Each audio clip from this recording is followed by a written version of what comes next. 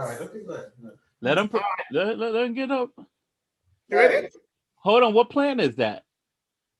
It's hold on. Is it a plastic plant? It's time. It's time. Whoops. It's what we call Spanish time. Is it plastic? No, is it plastic or is it No, we have genetically modified? No plastic. No plastic in the house. This is big leaf time. Okay. Use it for seasoning fish. Now, everybody, when we do the libations, we're gonna do it's like a quick libation. Whoever you have in mind that you want, that you think of the person who you revere in your mind while we do the libation. We're not doing the call outs. We're just gonna do a quick libation, and keep in mind those who your ancestors, and ask them for help as we continue with the work, the great work. Go ahead. Ashe. Okay. Okay. So for those of, well, I think most people have been here for the last few weeks. So just as a quick introduction, libations are poured as part of rituals such as birth, childhood to adulthood, eldership, ancestorship, and special celebrations, which mark the African rites of passage.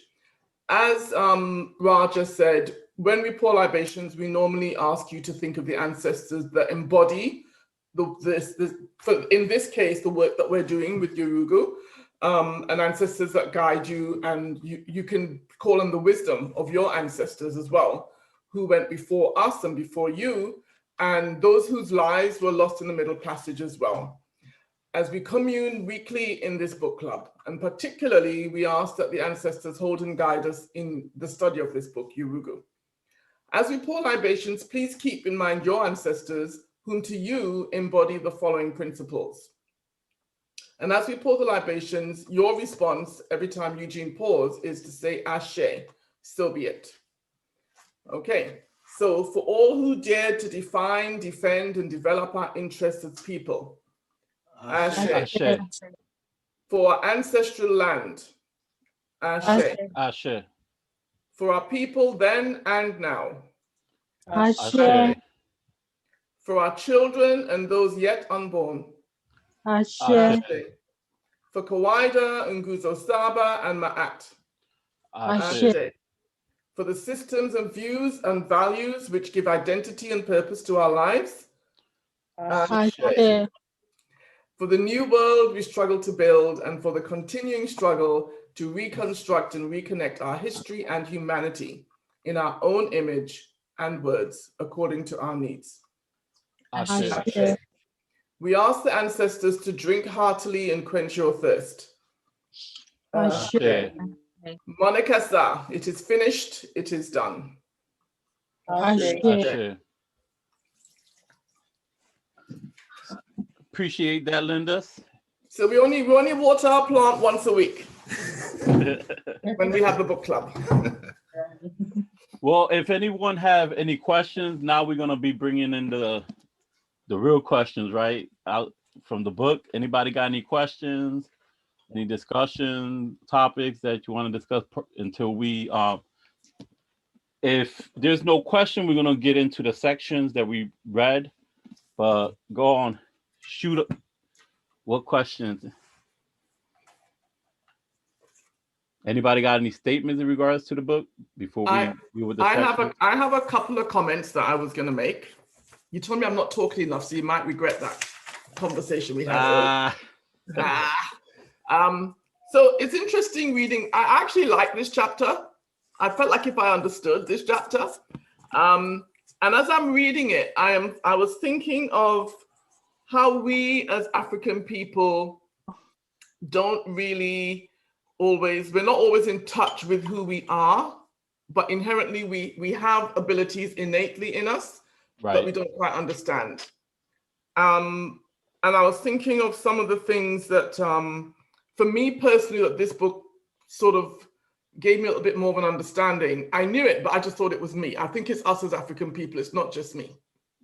Could we take your statements as sections so we could discuss what you just said? Right. Okay. So, I've always felt that I wasn't a one-dimensional person. Right. But in this society, you think you're supposed to be. And the comment I can bring out is, and it's white, it's not black people, it's white people. But I hear this from all the time. Mm-hmm. They categorize you in one capacity, and they don't expect you to have other facets to you. Does that make sense? Yes. So they're surprised when you're actually what they call acting black or acting trans, right? Yes. And I'm going, but as black people, I don't think we look at white people in unidimensionally. I think we look at everybody as a whole, and we don't actually think what we see is all that person is. In a spiritual, emotional, whatever, you think about it. I have never felt that way about people, but white people in particular are always commenting, oh my God, you have so many different facets, like they don't expect us to have it. And I think that's part of who we are if we're open and receptive to who we are as African people.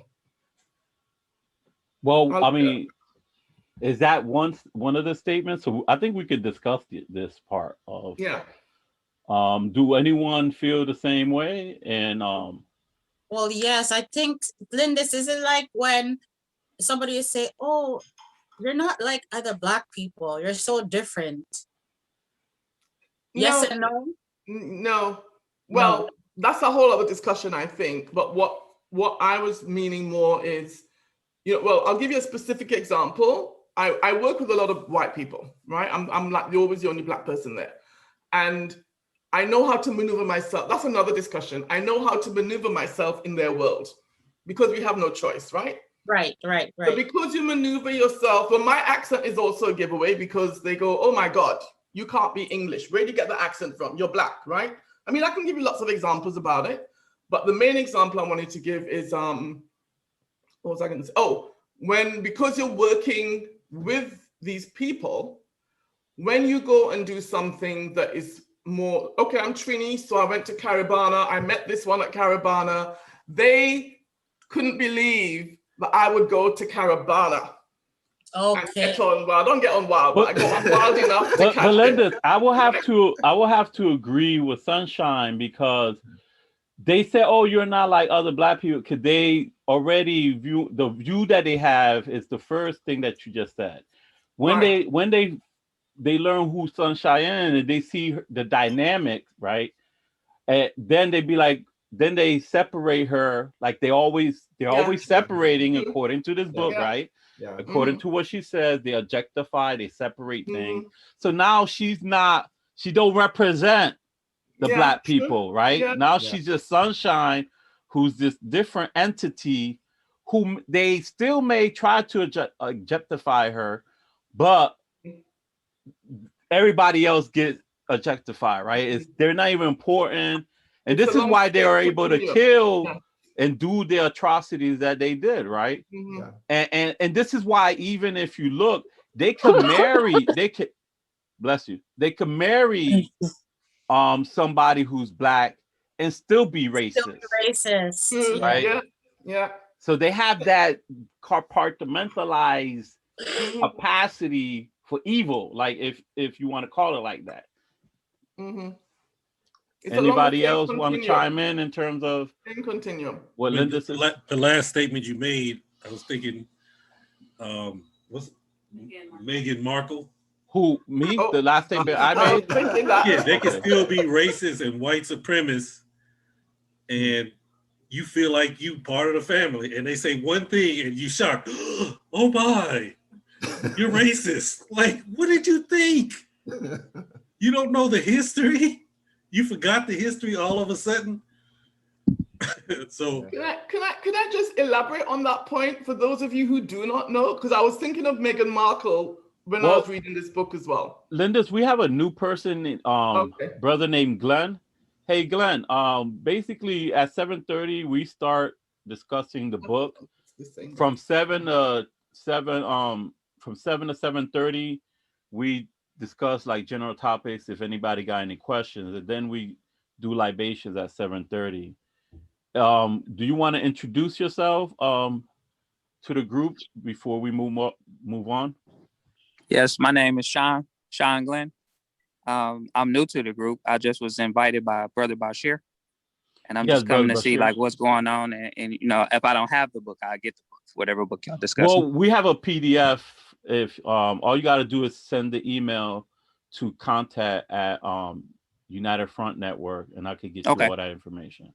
Okay, thank you. It should And be I'm in from the. Cleveland. I'm from Cleveland, Ohio. Do you have a webcam so we can? Oh yeah, hold up, give me 1 second. Yeah. Here we go. I'm in the car right now. Can you see me? Yeah, that's fine. That's fine. Okay. Yeah. I was sitting Definitely. here reading. I'm sorry I came late. I was running around with my wife. So I'm in the car waiting on her. Hey, no problem. No problem. Okay. And All as right. you can see, we got a couple of people here that they got like Miss Santana over there. She's my wife, and everybody got couple. There's like couples. So, you know, you're not alone with having your wife here. Okay. Sean, can I ask you a question? Sean. Yes. You said you're in Cleveland? Yes. I know it's a big place, but do you happen to know anybody called Paul Hill? No. Okay. All right. Depending on which area. All right. So let's get it going. Linda, what you was gonna say? So what I was gonna say to Naomi, and I don't know if everybody knows this, but probably know the royal family does have black in them, right? Yes, I'm aware of that. Interestingly enough, and I knew that, but I couldn't remember who the. Do you know why though? Do you know why? Right? You know the reason why. Yeah. Schizophrenia. No, the schizophrenia. They knew that because royalty they had a small gene pool.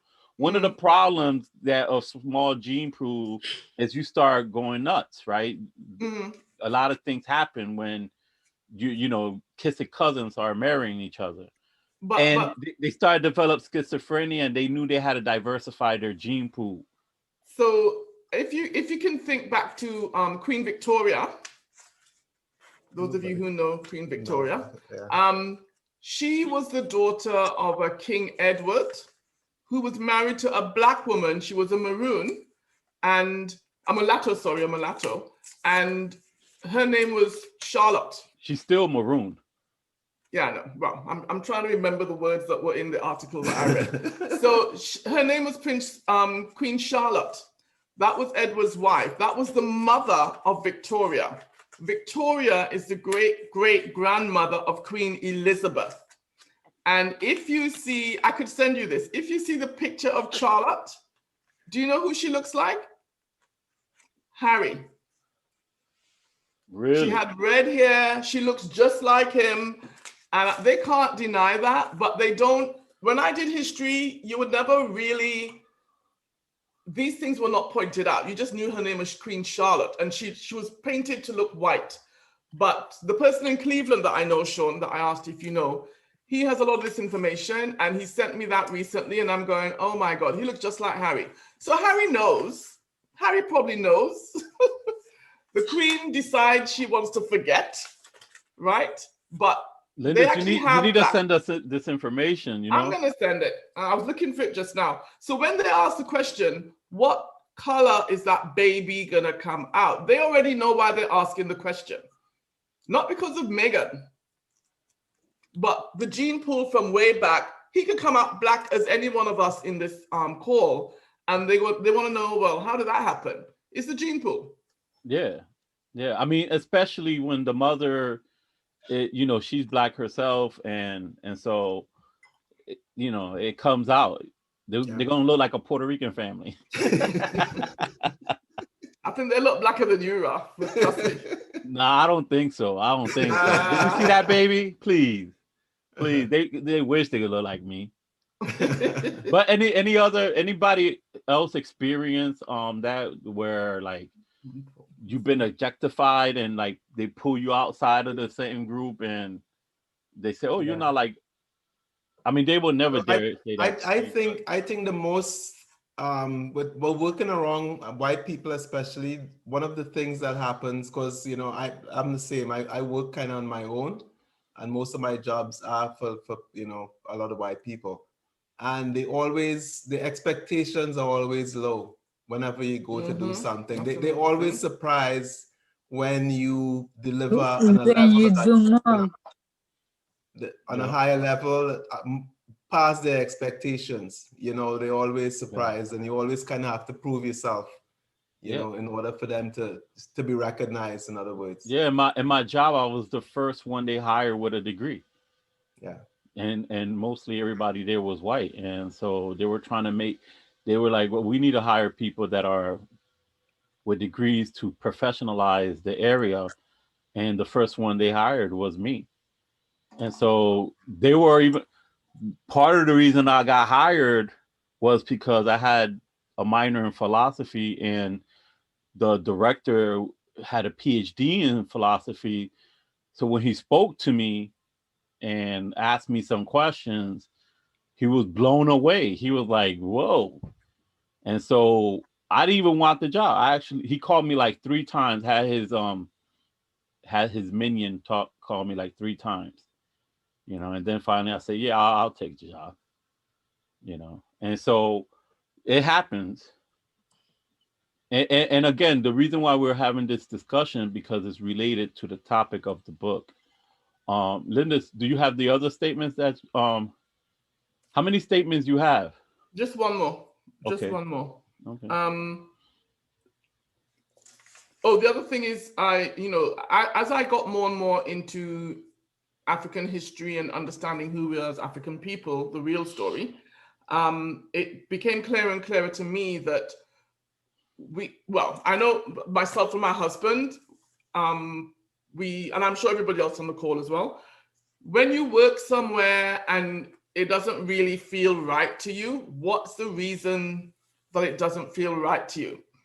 Many, many times, for me, and I know for Eugene as well, it's because there's a wraparound kind of culture that you need to be in to make yourself, to feel comfortable being there. Whether it's with white, whether it doesn't matter who it's with.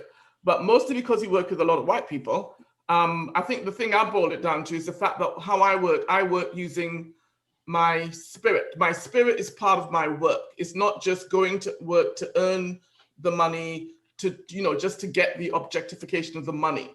It's the wraparound feeling.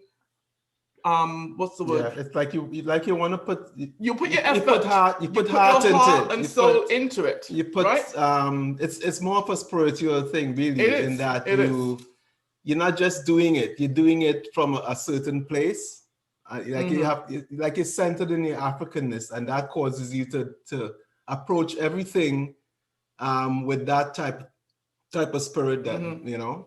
And it's not just pride in your work, it's not just skills, it's actually the feeling that you get of being accomplished, doing the job, where, and normally it's a job that you like doing, right? But even if you don't like doing it, you still have a way. I find that people, it's just numbers and it's outcome measures and it's all statistics and this, and I'm going, you know what, that doesn't even interest me. I'm interested in the job because I just have that pride in what I do. And the numbers are not as important as what the job represents to you in an African-centered way. I'm talking about any job. I've left jobs because I felt like if I was just a number on a piece of paper. And I don't like that feeling. A lot of the jobs are meaningless. Like in their nature, they're meaningless, right? Yeah. They're not. And so a lot of us who like the job working with students and people and stuff, you notice there's a lack of empathy, and the kids or the patient reacts to that. Like and I've seen it in hospitals and personal things that have happened. I've seen it in the human resources, it's not so much in like HR, but in regards to taking care of people, and whether they're children or adults. Like we tend to be more empathetic, and and sometimes it just, I think it is draining how everybody else really don't care, and it doesn't affect them, and they I've seen that too, like people not caring, But I think it also gives you the strength, even in that atmosphere of not caring, because you have a sense of self and you have an idea of what's important to you. That empathetic atmosphere, it doesn't rub off as much because No, but you're grounded, right? People leave because they feel like they're, a lot of us will leave because we're like, no, I'm not just a number, like it's not fulfilling in that sense, because there's certain jobs where you could get drained because everybody like they'll say, oh, this is the empathetic one. You tend to deal with the worst students or the worst patients or the worst, and they use people like that and drain them as batteries. And it's because it's a vicious cycle. I mean, and there's other areas in IT, and this is where, if we want to discuss the book, because there's a spiritual component to everything, right? And so some of us feel unfulfilled in our jobs, right? Because we're missing that spiritual component.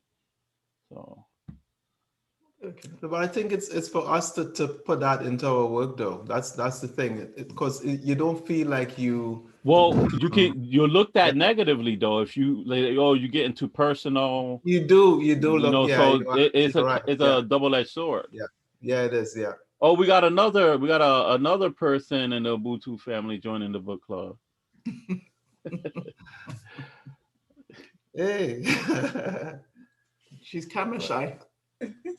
So, anybody else have any comments or any questions? Anybody had any written questions in terms of the book? On page 71, can you go over the equation of the two words, the word of appearance and the word of reality? The word of what? Appearance in the world of reality. Anybody? That's on what, 72, 70 or 72 you said? 71. 71? Okay. That should be in the, we can. I think it's 71. Yeah, it is. Linguistic systems. I love that chapter. Yeah. Oh, you do. Hey, Ms. Wheeler. Yes. You are readers, so We try to stay in the background. we bully the young ones. Miss Wheeler, let me let you know, because you're the youngest, you are the most important, and because you're the most important, you're doing most of the work. Most of the work. How you like that one? How you like that just rationalization? Right. Let me see the words. Okay. I think I can read this paragraph. Yes. Plato separates the world into two parts, or rather creates two worlds, the world of appearance and the world of reality. This separation has continued to characterize European scientific thought. For Stanley Diamond, this is problematical as concepts become real entities rather than metaphors, and as such have power over people. Concepts become reified. This indeed appears to have been Plato's objective. Plato isolates the abstract from the concrete and the intellectual from the emotional. However, as Diamond points out, the Platonic abstraction is but one kind of abstraction, and it is this style that is to become entrenched in European thought. Every linguistic system is a system of abstraction. Each sorting out of experience and conclusion from it is an abstract endeavor. Every tool is a symbol of abstract thinking. Indeed, all cultural convention, all custom is testimony to the generic human capacity of abstracting. But such abstractions are indissolubly wedded to the concrete.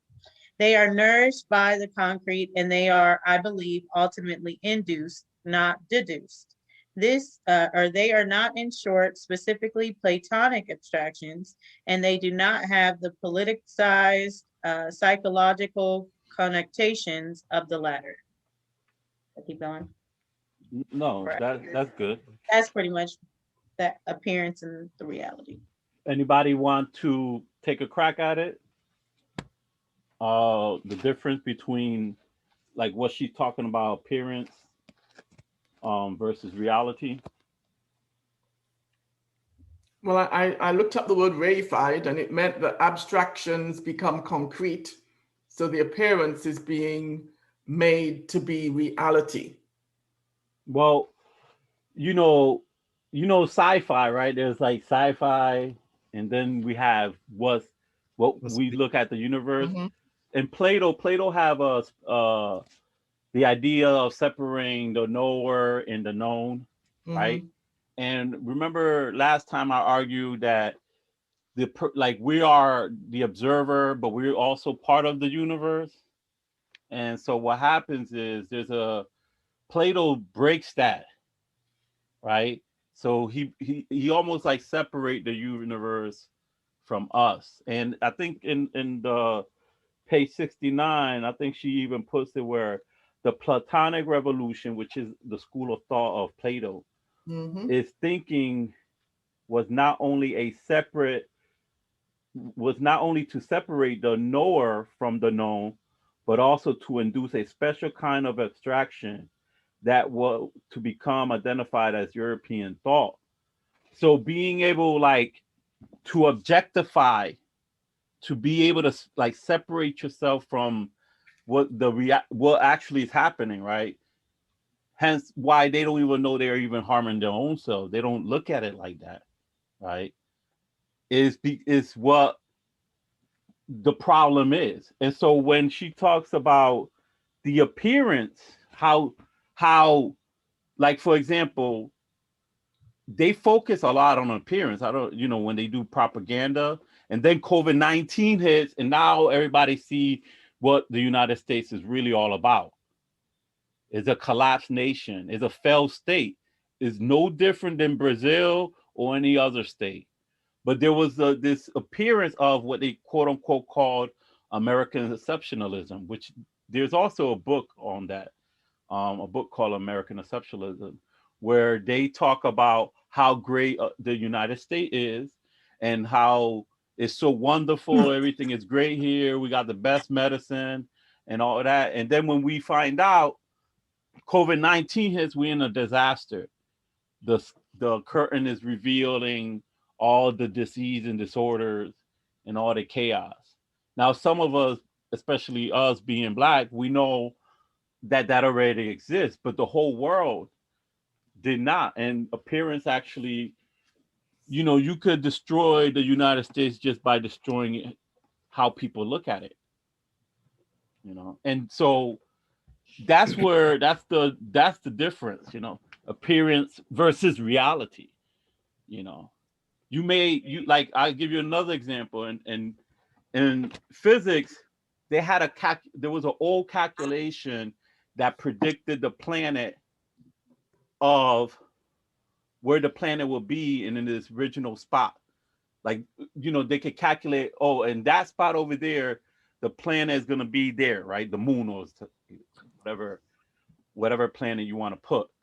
And so it was accurate, and people used it and for a long period of time, but the equation itself was incorrect, because in how it was describing what was happening, it was saying that the planet rotates around the sun, but it was spiraling like this as it was rotating.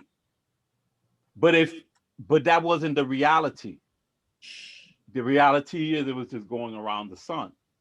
So hence they created the new formula and did the calculation again and discover, okay, this is what actually is happening. So that's another way of viewing appearance versus reality. So one of the things that at the last week's discussions, and I didn't actually read the last part of what we were supposed to read about literature, versus the oral traditions. We skipped over that in the discussion because we were coming to the end, I think. And one of the important things from that chapter, that piece, was that literature was supposed to be superior to the oral traditions. And once things are written down, they're gospel. So the oral tradition is not considered as important, which is our way of passing things on. Yeah. So that was minimized. So now everything's written. Once you see it written, it's gospel, supposedly. So that's another way of getting us, she said that, and then she moved into this chapter. So it follows on that some of the appearance is in writing. To make it real. Once it's written down, black and white. Yes, yeah. Gotta be true. Yeah. Really, Right? and again, we got to be careful with what, like, we believe. We got to be very suspect. Things got to be vetted. I mean, Net, how many times in a conscious community things are written down and all that, and then people realize it's not true. Uragu be derived from and supported by it. The special nature of his relationship and European development. Who's this? Sorry. Okay. Hey, Net. Yes, sir. How many times things appear a certain way and you had to tell them no? It's not. Yeah, many times, especially in linguistic, you have even Europeans themselves that tell the truth. And you have Africans, of course, that talk about our truth here. Yep. And I'll give an example with language classification. The sister mentioned a linguistic abstract notion, that's facts.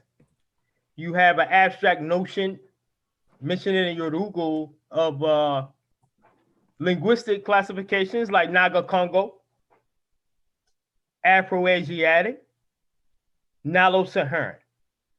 These are African classifications that is formed by the methodology of abstract ideology, meaning that is of a methodology of multilateral comparative analysis, meaning people are looking just at similarities and they're looking just, oh, these are similar, so these are related. So that becomes an abstract thought of ideology. And then you have classifications like Naga Congo. So when you go to Africa, you will have some Africans say, no, I'm not Bantu, I'm a Naga Congo. And then you have some Africans that say, no, I'm Nilo-Saharan, I'm not Bantu. And then you have some Africans that say, no, I'm South African, I'm not Bantu or neither Naga Congo. And what's the reality? The reality is that all of us belong in the same linguistic Black African family. There you go. See? I love this, brother. I love this, brother. Analogous to Indo-European language family. Mm-hmm. Analogous means that it is the same.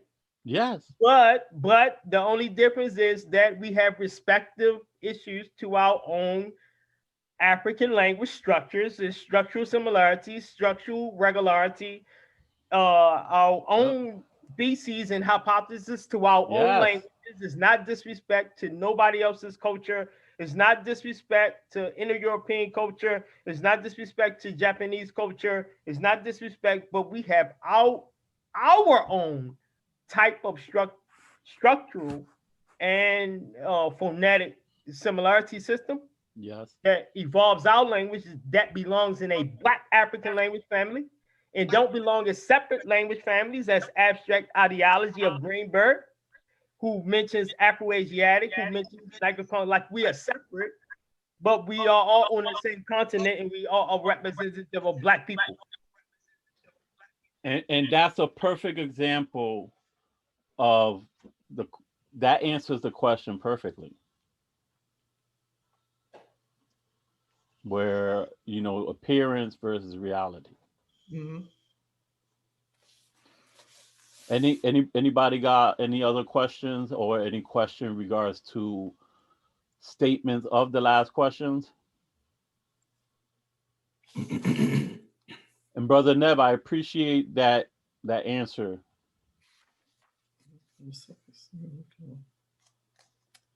Any other, or else we could just start. We could start going into the sections.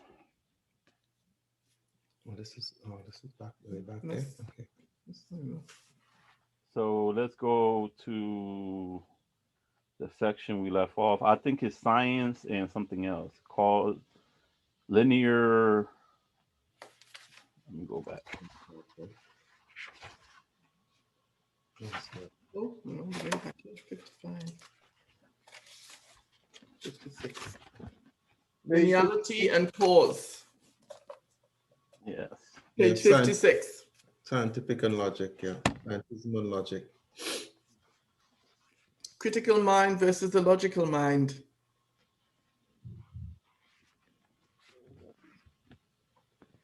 Yes. So do anybody have any questions in regards to this section here? Or were y'all able to understand? Even, if you go to 57 and bottom, she that's when she started discussing differences between African ontology and I believe European ontology. Do anybody have any questions in regards to this section here?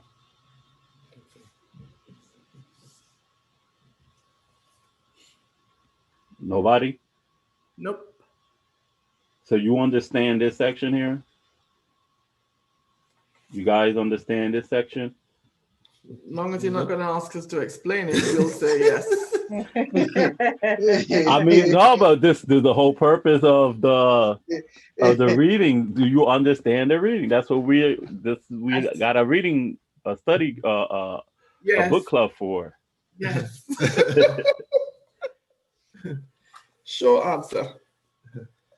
And the meaning of progress. So this is it, the critical versus the logic.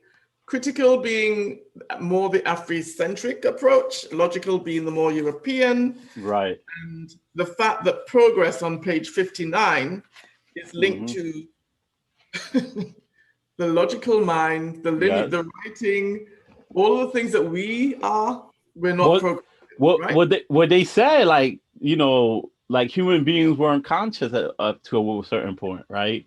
Yeah. And so the Greeks believed that because they were logic and reasoning. I mean, if y'all ever read the Parmenides, which I did, right? And I actually told my professor, I like, yo, this is easy. He like, whoa, that's one of the hardest works that Plato ever written. I'm like, of course, because you guys can't find the meaning of what he's saying, but he thinks that you can answer everything. Is what worldview this would be? See, this is funny because we have to then, if we look, the best description of what's going on is in sci-fi. How many of you know of Dr. Spock and the Vulcans in Star Trek? In Star Trek. Yeah, in Star Trek. Everybody knows about Star Trek? I think most people don't know Star Trek. Yeah. I mean, but the Vulcans personify this, right?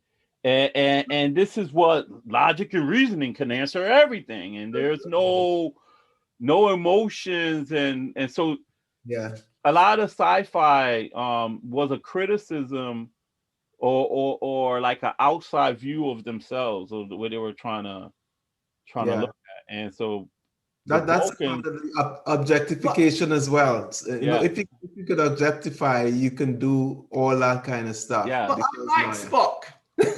I like Spock. Yeah, because you've been indoctrinated to not be emotional and he always had it sorted. He could sort out the problems and save them from themselves. But that's the propaganda, right? If you're logical and reason, you can solve.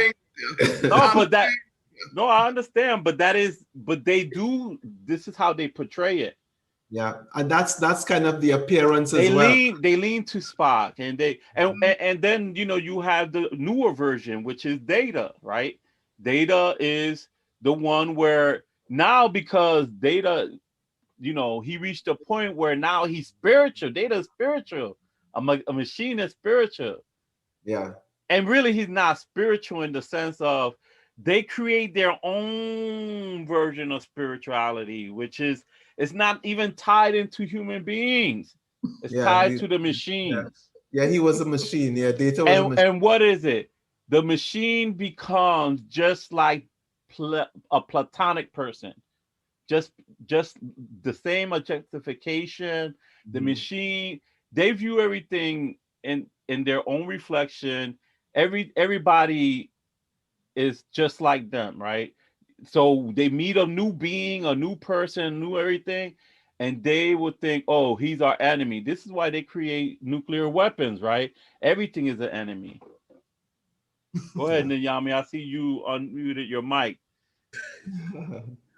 I'm a big Matrix fan. Go ahead. This reminds me of the scene. The first Matrix, though. I'm not. The rest is the Poison. Oh. The first one. Man. We'll break it down. The first one is the opening, and the second one is the rest is Poison. That's the Abrahamic one.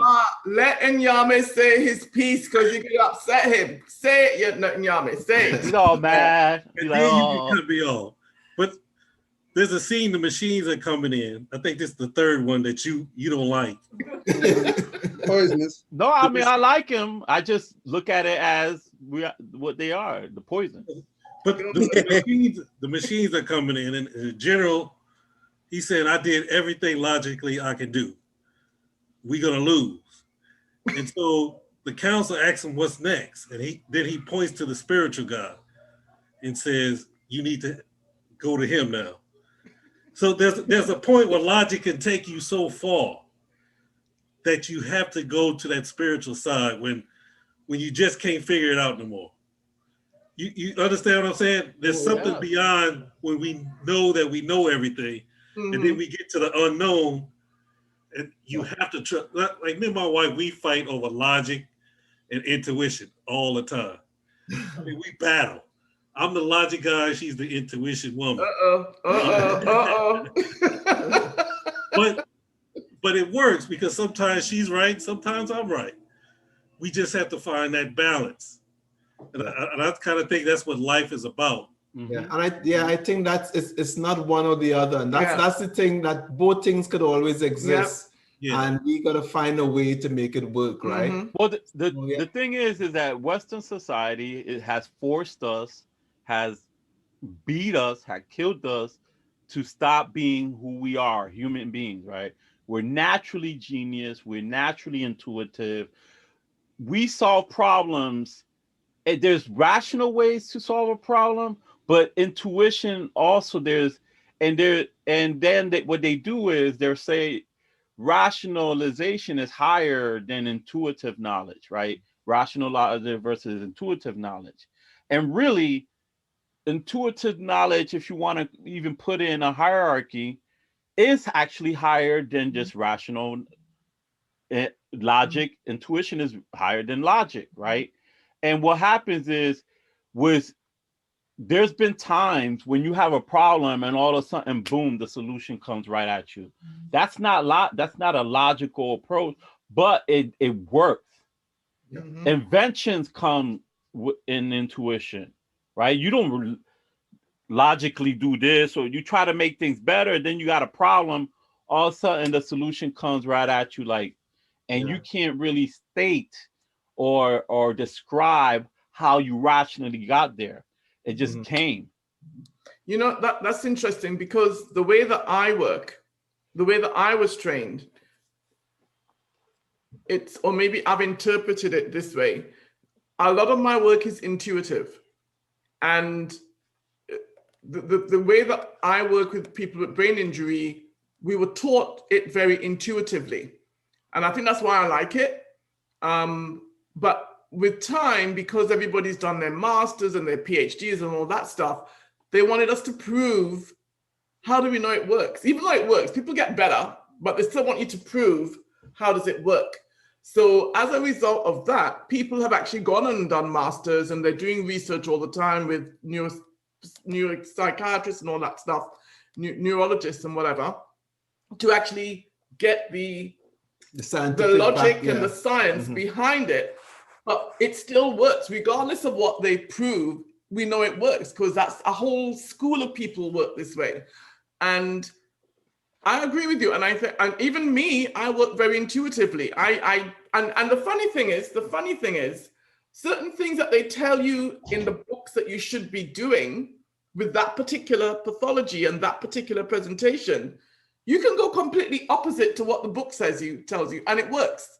And I've seen that over and over again. So I actually am very comfortable with using my intuition. But what I've had to do is get the verbiage to describe it. Right. And I do that very well. But I know why I'm doing it, because that's what you want to hear. You don't really care what I'm doing. You just want to hear that there's that proof, you know that you know what you're doing. Right?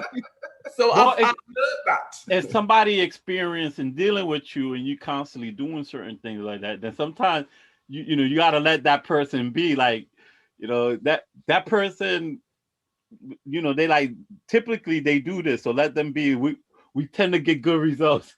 But and people who know me know that. But the problem now is because we have Google everything. Hi, Veronica. What's up? Hey. Hello, everybody. Hello. Because we have Google, everybody's an expert. Everybody has science. Everybody has logic. No. You're dealing with that kind, even with patients who know they nothing. think they know. They think they know. Yeah. But it still means you gotta have your words, and you gotta have your science. You gotta have your logic. Well, because that's what they understand. But I do my stuff. And I give them the words they want to hear. I'm good. Hey, Desenia, you ready to read something for me? Which part? Page 58. Can I chime in real quick? Make sure. Yes. No, just piggybacking off what y'all talking about, the whole intuitiveness and logical thinking. I was just thinking about it, like, when you think about logic, when someone's trying to teach you how to think logically, it's the idea of breaking down something to its most basic concepts, right? Which is kind of, if you think about it, it's dumbing down an idea, right? Dumb it down as far as you can, and then kind of streamline it. And then you kind of think, okay, cool, this happens because of that, that happens because of that. And it makes sense, supposedly. That's how logic works.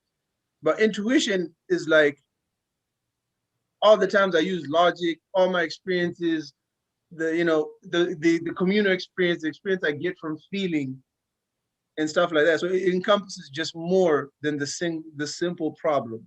So when you think about it from that aspect, like, it's kind of weird to say logic is better when it's technically the dumbed down version of intuition.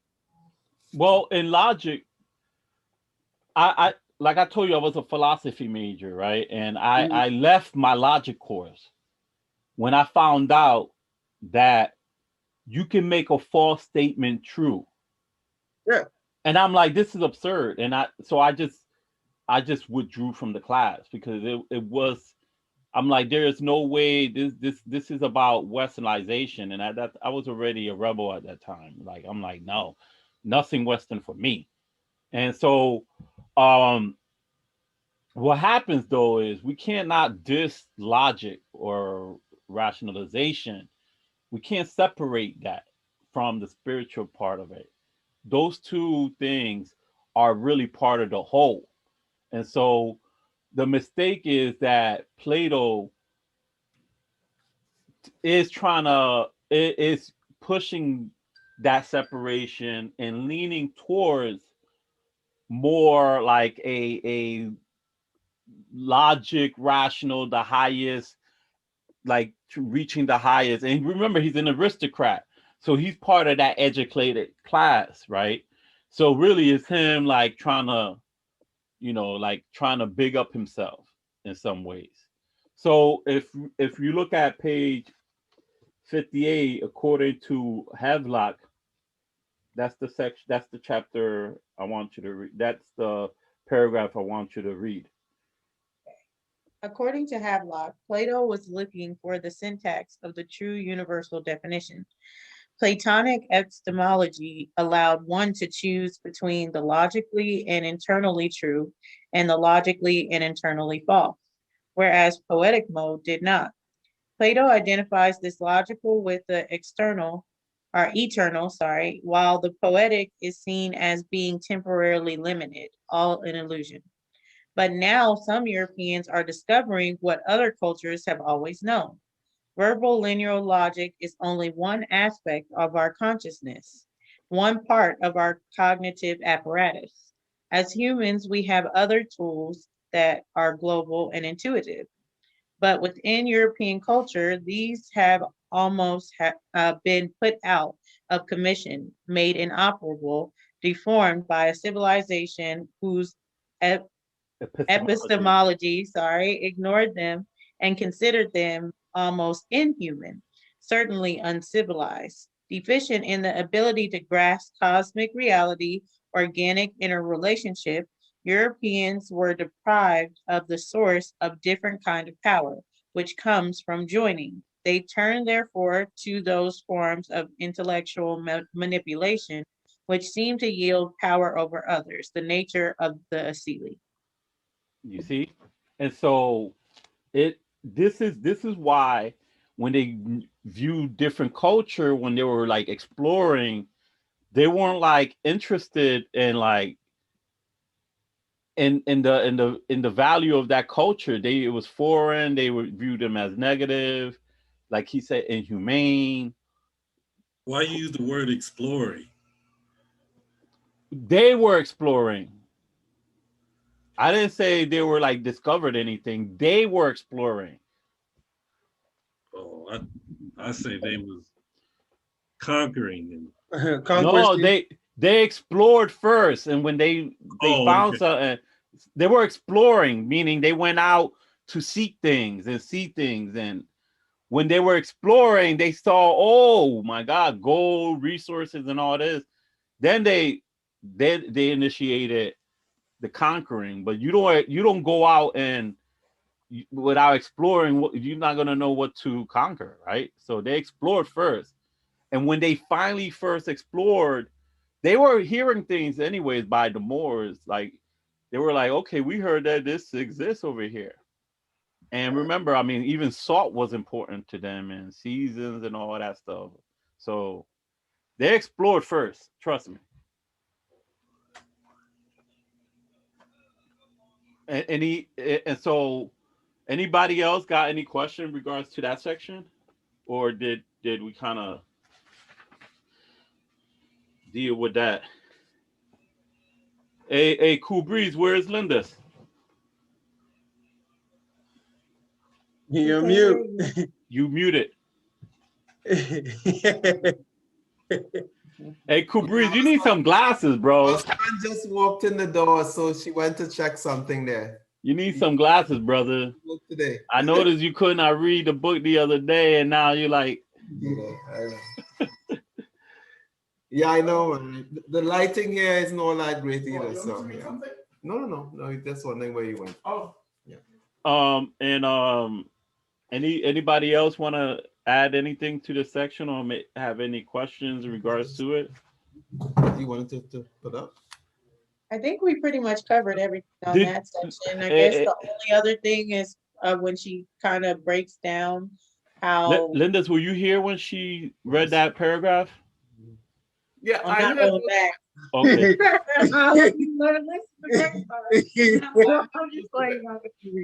And then what she does is she starts stating examples, right? And like she overwhelms us with examples. Yeah, there's a lot of examples. But what I was gonna say is like how she kind of ties in at the end before we go to the next section in the history of things and how European their thought is that their divine culture has to be historic, and that's the only way it's valid if it actually has time, dates, or they can prove it within history. If it's not proven within history, then they believe that their divine essence has no real relevance to them, because it's all about the linear line of past to future and establishing their and that's important, because we can even tie it up to where even when evolution, the theory of evolution first came out, they were in the beginning dealing with race. Yeah. I'm not talking about biological evolution. They were dealing with race, like, and then they applied this same methodology to everything else. That's their ceiling, right? And at the end, they maintain power that way, because they're describing the universe. They're describing, this is why they try to trace themselves in Kemet. They try to trace themselves in Babylon. They try to trace themselves in Asian culture. They realize they're new. And so then they now, in the new science, they try to create evolution. They're the last, since they're newer, they're like, oh, we human beings evolved, and so they're the best of the best, right? And this is part of white supremacy. Yeah. So the next section, anybody want to add anything else to that section? I just wanted to expand on what Dulcinea said. If you look at page 61, actually what she said is what I was going to say, so thank you very much. I read something on page 61 that the last paragraph, there's 4 lines down. Lineal time fails spiritually. It pushes us constantly towards anxiety and fear. There were sections in this and I'm going, oh my God, that's white people. Always anxious. Always forecasting. You see that? Yeah. We all fell in there. We're like, yeah. We know. And then on page 62, there's a whole paragraph there that talks about European concepts of history. The last paragraph, European conception of history was secular. I mean, this is all stuff we know, but she just breaks it down, right? Yes. Ostensibly, maybe I should get Miss Dulcinea Wheeler to read. I know. Okay, to separate it fiercely from myth. To them, this was another mark, indication of superiority. Accurate written history as opposed to inaccurate orally transmitted mythology. Yet this concept of history rests on the conception of time that is not validated by phenomenal reality. Time in this view moves senselessly towards some point never reached in the future. This sense is the telos, is an important aspect of European mythology. It gives meaning to European life. That's good. You like that? No, she tried to stop me like 2 lines ahead. Instead of that we needed to take time. ceaselessly, you said senselessly. Yeah. But it was a good one. So she's just okay. Then purpose is taking humankind into the future. Yet this particularly European conception of the future creates more serious problems for its members of the culture than it can possibly resolve. Ironically, it is this future approached by the ever-present line of time through which European seeks fulfillment, but at the same time assures her and him of never being fulfilled. The future in this conception represents an attainable perfection. It is an abstraction that is unreachable and therefore unknowable. She said, read that last sentence again. Yes, it is an abstraction that is unreachable and therefore is unknowable. Yeah. Well, you should read the next sentence, just the next sentence. Just the next sentence. Yeah. I was gonna read this whole What is unknowable for the European causes anxiety. There you go. No, and but it's true. This is a good. But I mean, it's deep because look, the European psyche needs the illusion of rationally ordered universe, right? They don't. they need to feel like they are in charge, that they control their destiny, right? Not realizing that we're a molecule compared to the universe. Like we're nothing. We're a piece of dust. Halfway down that More into next paragraph, nature. it Yeah. says science predicts, it prepares Europeans for the future. Just remember that, people. Well, science. But hold on, because now we getting into science, right? Science is designed to predict, yes. Like it's designed to have certain things. Now, understand, she's not talking negatively about science, right? No, she's talking about their view of science or yes. how they use science. And she's talking about how science is a religion for them, right? Because they have no other method of understanding what's coming or going, right? So, when she talks about in science, they do talk about predictions and stuff, and they're messing it up. Even in science, they're messing it up. Well, because they're dividing it amongst, that's where we go back to the appearance versus the reality. They're even dividing science where it's unrecognizable, or they're denying. They're separating themselves already from the universe. So at times they're not even describing what they're seeing, right? And a lot of it is not just theoretical. There is assumptions, and then later on in experience they realize they made assumptions, and there's always an excuse. Like people need to realize the reason why they accepted the Big Bang. First of all, the name Big Bang was a joke in the beginning, and then they took that name and used it for the Big Bang. But they only use the Big Bang because it ties into the Abrahamic faith. Mm-hmm. So for them it provides a certain level of order. Mm-hmm.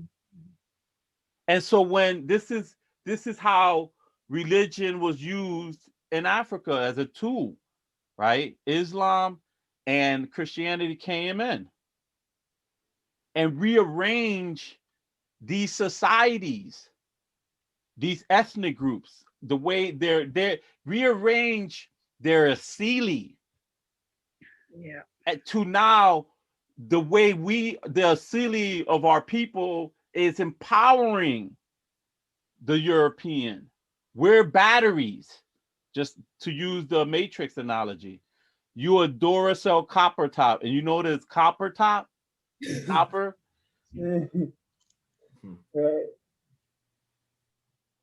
So, Niyami,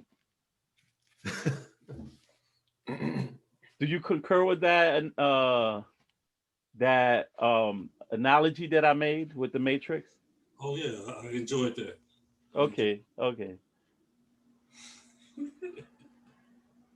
Now let me see how far this goes,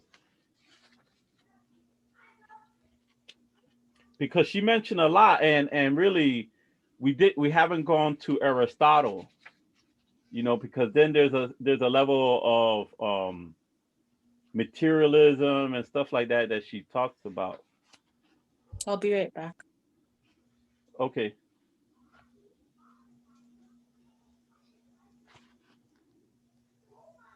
But do anybody else got any questions in regards to the reading? If y'all haven't read the Aristotle part, like look at that, because Aristotle, the contemporary time that we're living in, is an Aristotelian approach to the world. So he's also important. And this is why when I was 20, I was like, I don't know if Plato is the right person, but I understood. Like my friend talked to me, was like, no, she's arguing that he's the beginning. And then, I took it on.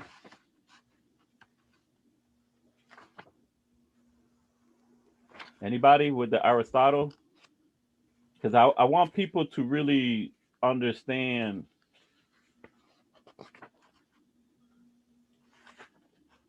What page is that on? I think they first mentioned Aristotle. Let me see. I think it's after. Hold on. Aristotle role. 67. What do you mean about this is a No, here, even here. Aristotle worldview? Oh, What do you mean? 66. Well, the role, Aristotle role in setting the stage for the development of the Scientism as a, if you look at Miss Wheeler, Yes, I got it here. 67. Aristotle's role in setting the stage for the development of scientism as a European attitude toward truth and value was significant.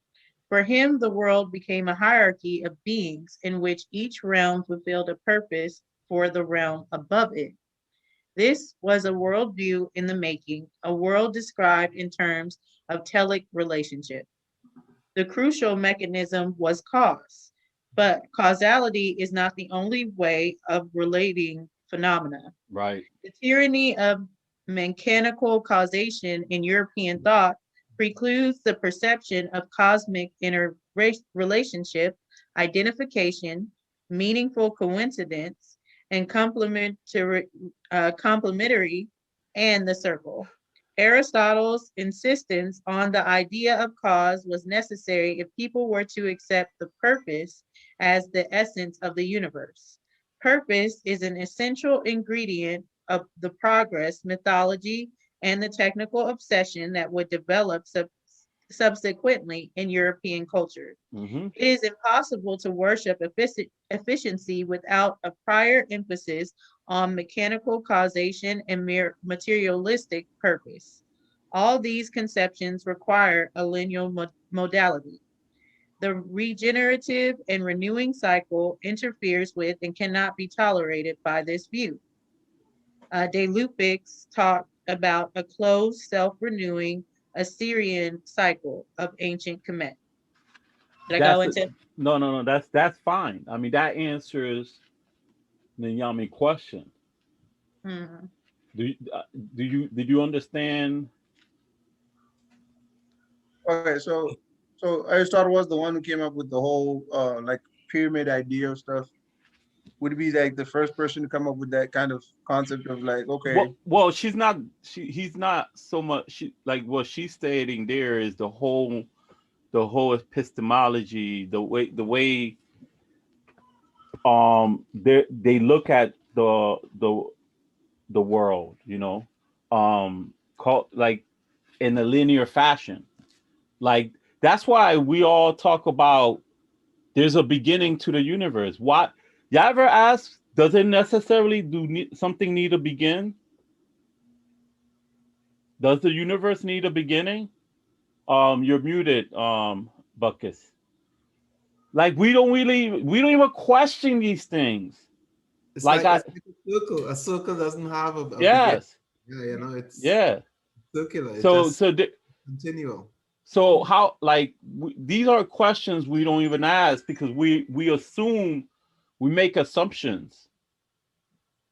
Yeah. So why there has to be? Let me ask you a question. Why the universe need a beginning? Why?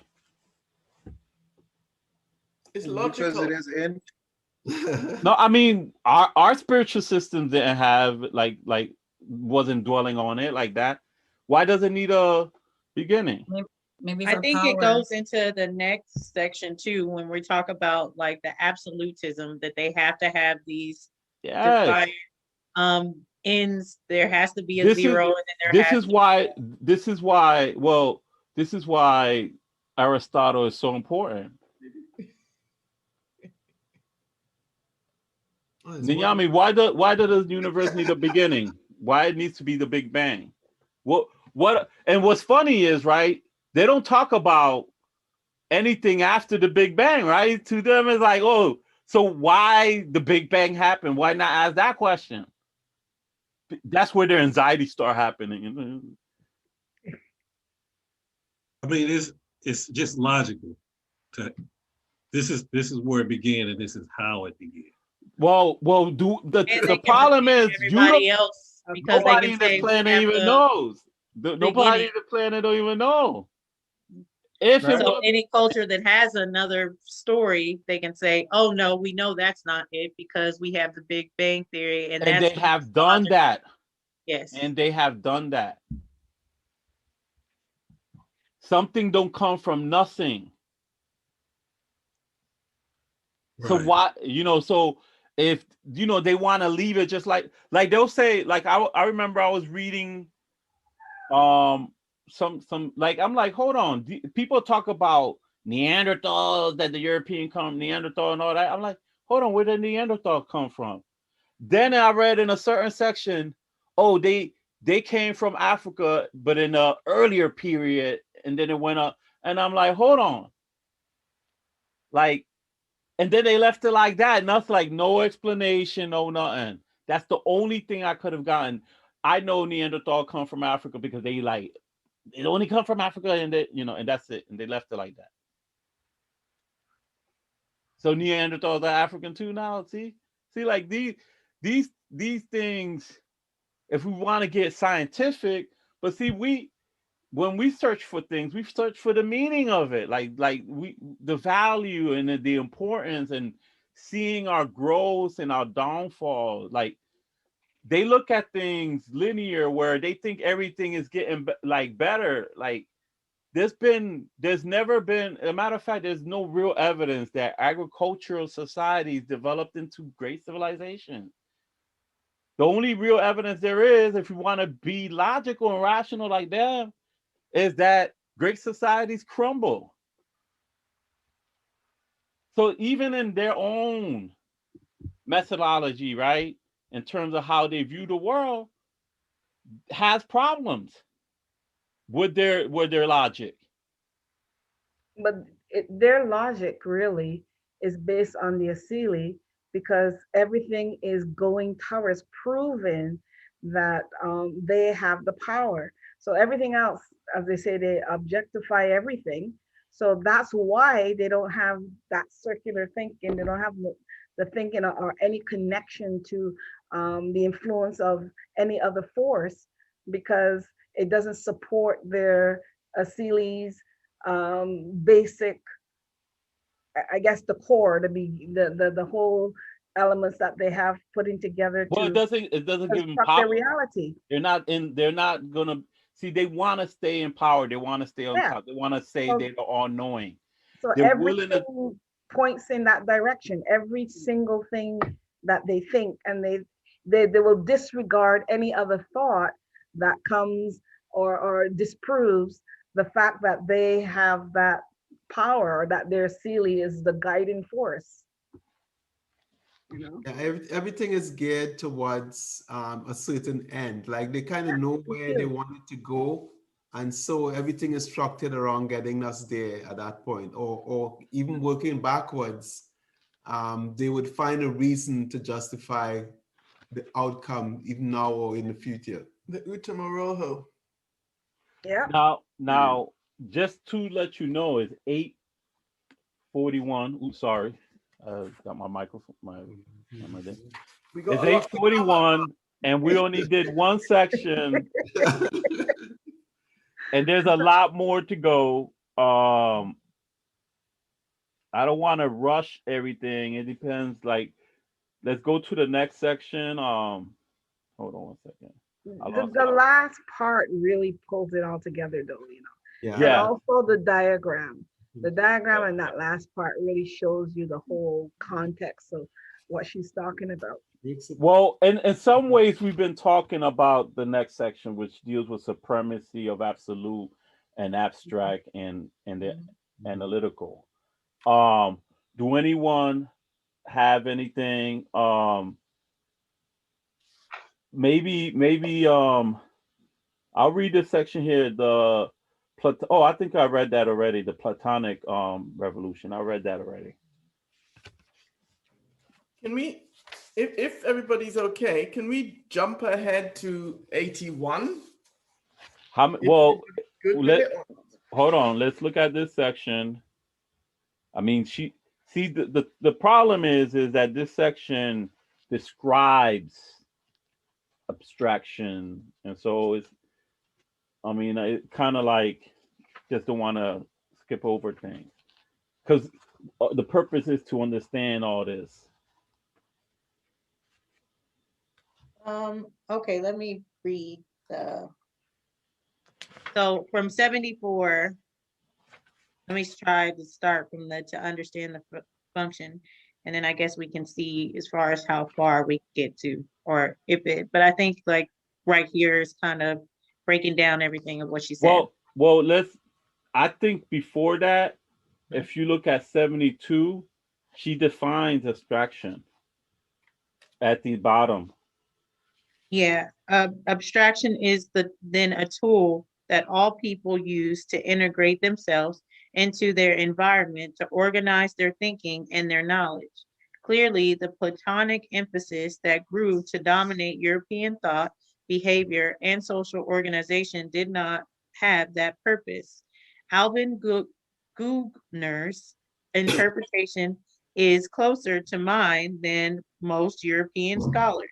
We don't need to read that whole section there. Oh. You could like skip the That you one. could go back to even the tentativeness.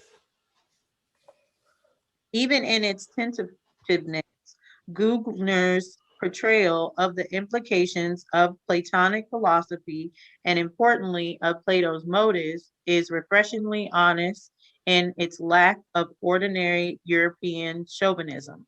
The implications that Plato's intentions may have been more than academic is strangely sacrilegious in a thoroughly secular society. Perhaps the sophists were the most effective critiques of Platonic order from those amongst the ancestors of the European. They apparently presented the greatest threat to the new state as they attacked it in its epistemological base. Epistemological base. Epistemological base, sorry. So they come out to be the worst moral villain, since immorality is equated to relativism. Now, understand that if you read Plato's writings, how many people have read some of Plato's writings? Any of Plato's writings? I took philosophy, yeah. I did a little bit of it. Okay, so you guys already know who Socrates was battling. Mhm. Now, I gotta admit, I was taking Socrates' side at one point. Because I was a Catholic at that time, and I was like, I mean, also the way the arguments was formed too. So I was gonna say that if you read the New Testament, you got a lot of Greek philosophy within the New Testament. But there were battles between Socrates and the Sophists. Any of you guys? That's why I always say, like, the conscious community reminded me of the Sophists. Anybody remembers those arguments? No. What about you, Veronica? You remember? Not really, especially now. Remember who knew and Socrates was wise because he knew he wasn't wise, and Socrates through logic, he'll prove that they were wrong. But if Socrates now is supposed to have been made up in Plato's mind. Yeah. That's the argument that he really didn't exist. Yes. So even the arguments that he had was actually he's battling himself rather more so than Socrates, and actually just reaffirming that his theory, his thoughts were more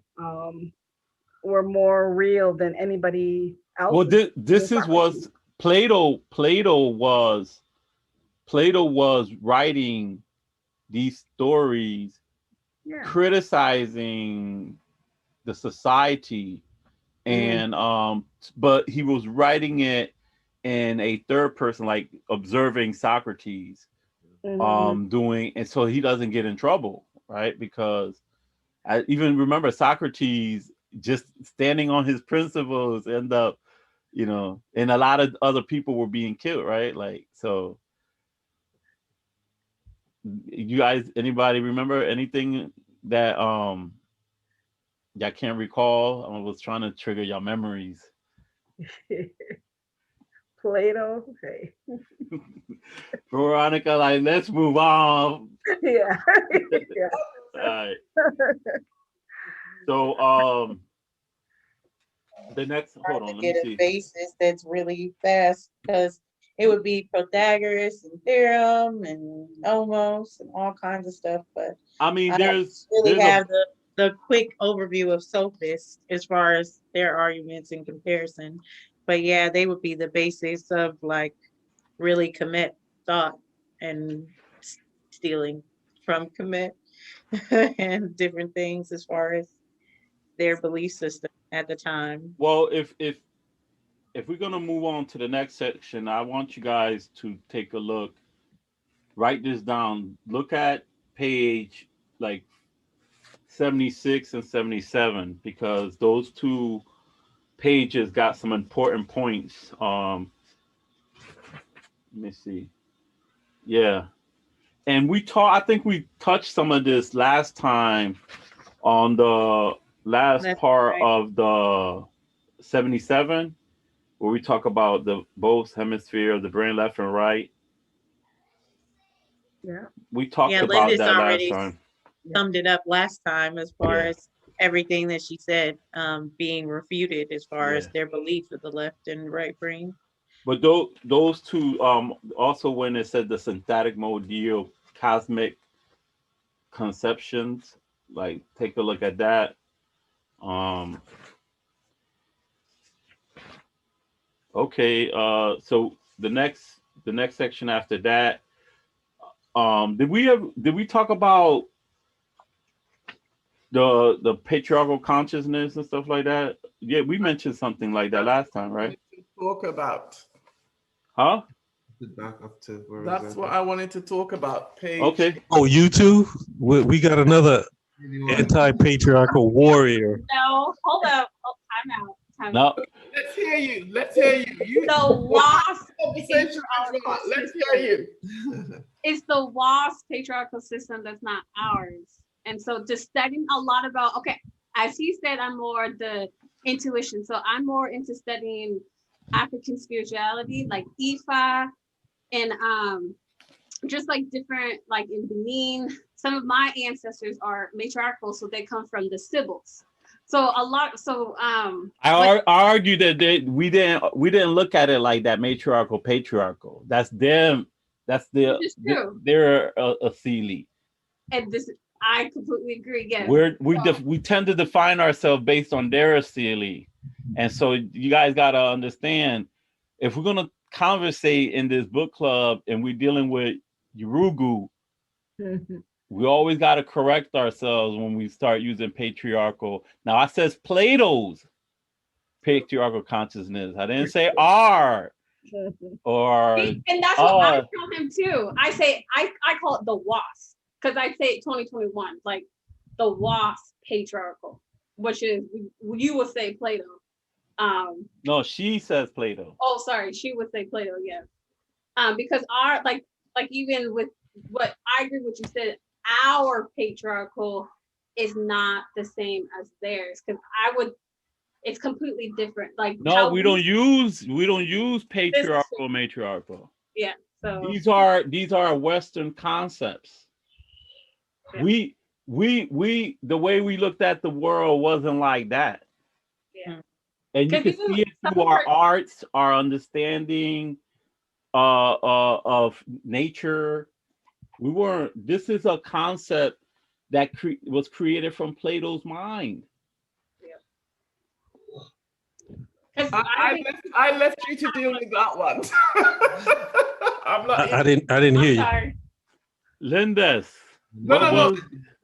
But I'm just saying, when you were just having that conversation, what came to my mind was it's the way that we have one against the other, or one means the other is not as good. So I get that argument. I was going to say that. I'm going to leave it at that. But what was the part? What were you going to say though, in terms of? No. I mentioned patriarchal consciousness. And Yami wants to say something. Okay, I'm going to say it becomes very difficult when it's like we're tiptoeing over words. It's how do we get to a point of understanding? We're not tiptoeing over words. That's why I'm stopping all this. we have to deal with the understanding. No, I agree with that, but And also we have to understand the Sealy, this patriarchal argument and matriarchal arguments are coming from a point of view that is Western, right? And so through westernized, so if we're going to talk about it, we got to talk about it, okay, looking at it through westernized, this is this, right?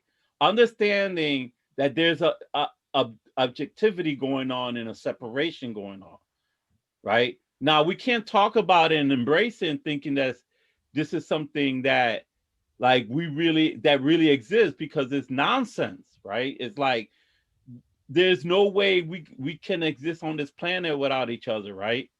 So like there's in terms of the continuation of the species, like every other animal, right? So this is where the conversation about patriarchal and matriarchal becomes nonsense, right? So if we're going to look at it through Western lens, understand that we're going to look at it through Western lens, understand that that's a means of separation, a tool of white supremacy. And so then we talk about it. Yeah. Oh, I see what you say. You know, like I'll talk about race, but scientifically and all that, I know we're not separate. It's a human race. We're all together and stuff. But when I talk about race, I talk about it politically, socially, and culturally, right? That's how I look at that, right? But in terms of reality, I mean, we could sleep among each other as the same species, Homo sapiens, right? Like this is something we see, you know. But in terms of culture, yeah, there's a difference. You know, there's a huge difference. So I mean, if y'all want to talk about patriarchal or matriarchal, let's do it. But understand that how it's coming from, and we're talking about white supremacy, a tool. I think that's how she wrote about it as well, right? She kind of premised. That's one of the arguments, yeah. Right, yeah. So how I see it, even when we say matriarchal, that it comes from a European mindset. Right.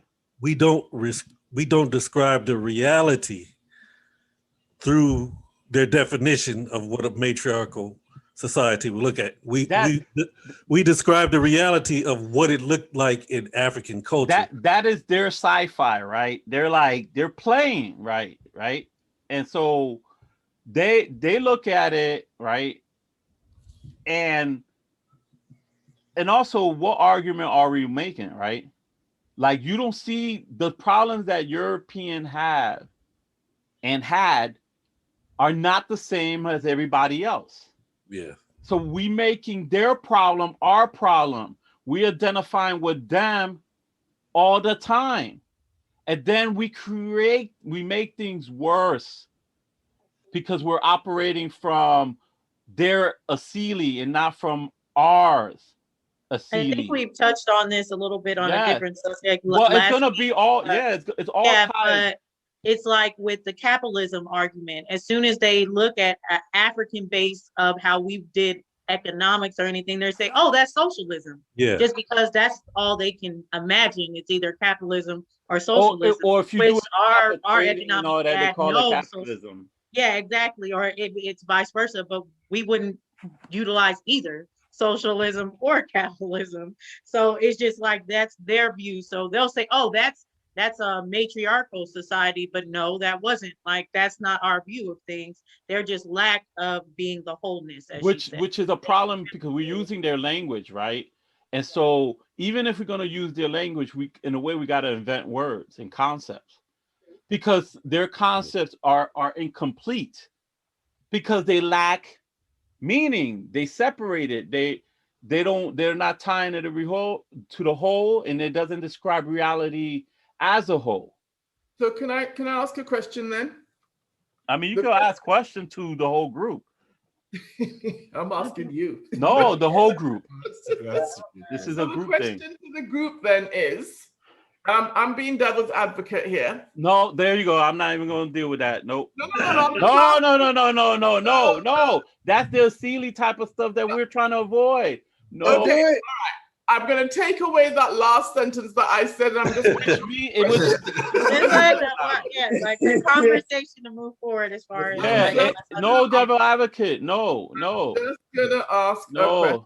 No, you're banned from asking that question. No. I'm gonna ask her. Can I get an amen from the group to say I can ask? No, see, there you go with the Abrahamic thing, bro. Amen. You know, not realizing that amen comes from. That's the question. So the question is, he's gonna blow my head off. I know it already, right? So the question is, and I sort of see the turmoil that Nyame and his partner are having around the words matriarchal and patriarchal.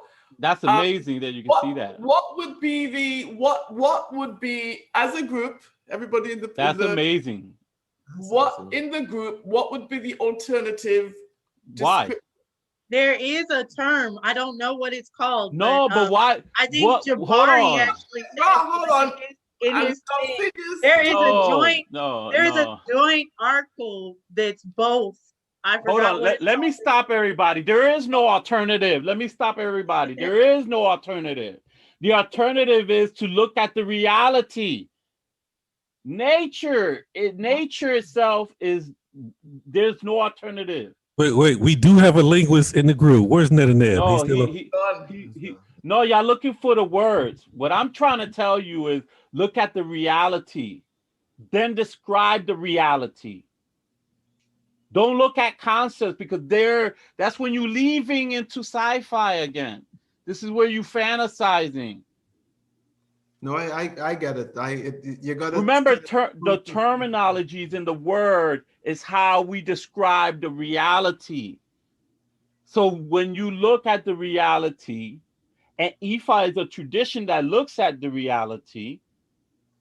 So I may gonna have to favor Mrs. Ubuntu if she's real about that. And so we have to look for the reality, and based on the reality we describe. You see there, and so if you're looking for an equivalent or alternative, but the problem is the Asini is the same, no matter what word, because the function is the same. So what it does, it forces us to break out of this Asili. It frees us to now take Kwanzaa, for example. Veronica, what's the word for self-sufficiency, identifying ourselves, who we are?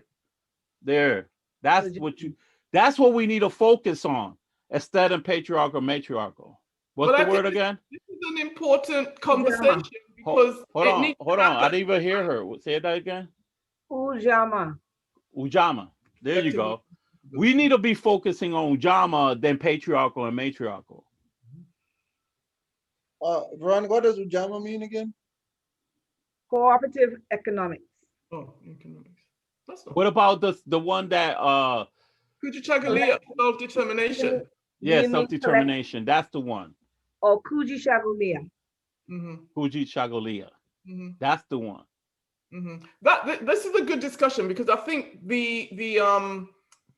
if we keep saying we can't, we need to know what we can. So that's why I threw the question out. Just to I would say I got a question. One second, let me make this statement. I will say this is that we don't look for equivalency of words, because these are concepts already developed. Let's look at the reality, or if we already have something related to it in some tradition, then we bring that out, right? Like Sankofa, for example. They don't have a concept of Sankofa. We do, you know. Go ahead. Okay, this is a fire subject now. So here comes a fire question. Yep. So, I like this because the whole issue because of we live in the society that we do, this culture that's not ours, is how do I think my issue with the whole conscious community, that how do we, what was that term that they use for collective well, resources?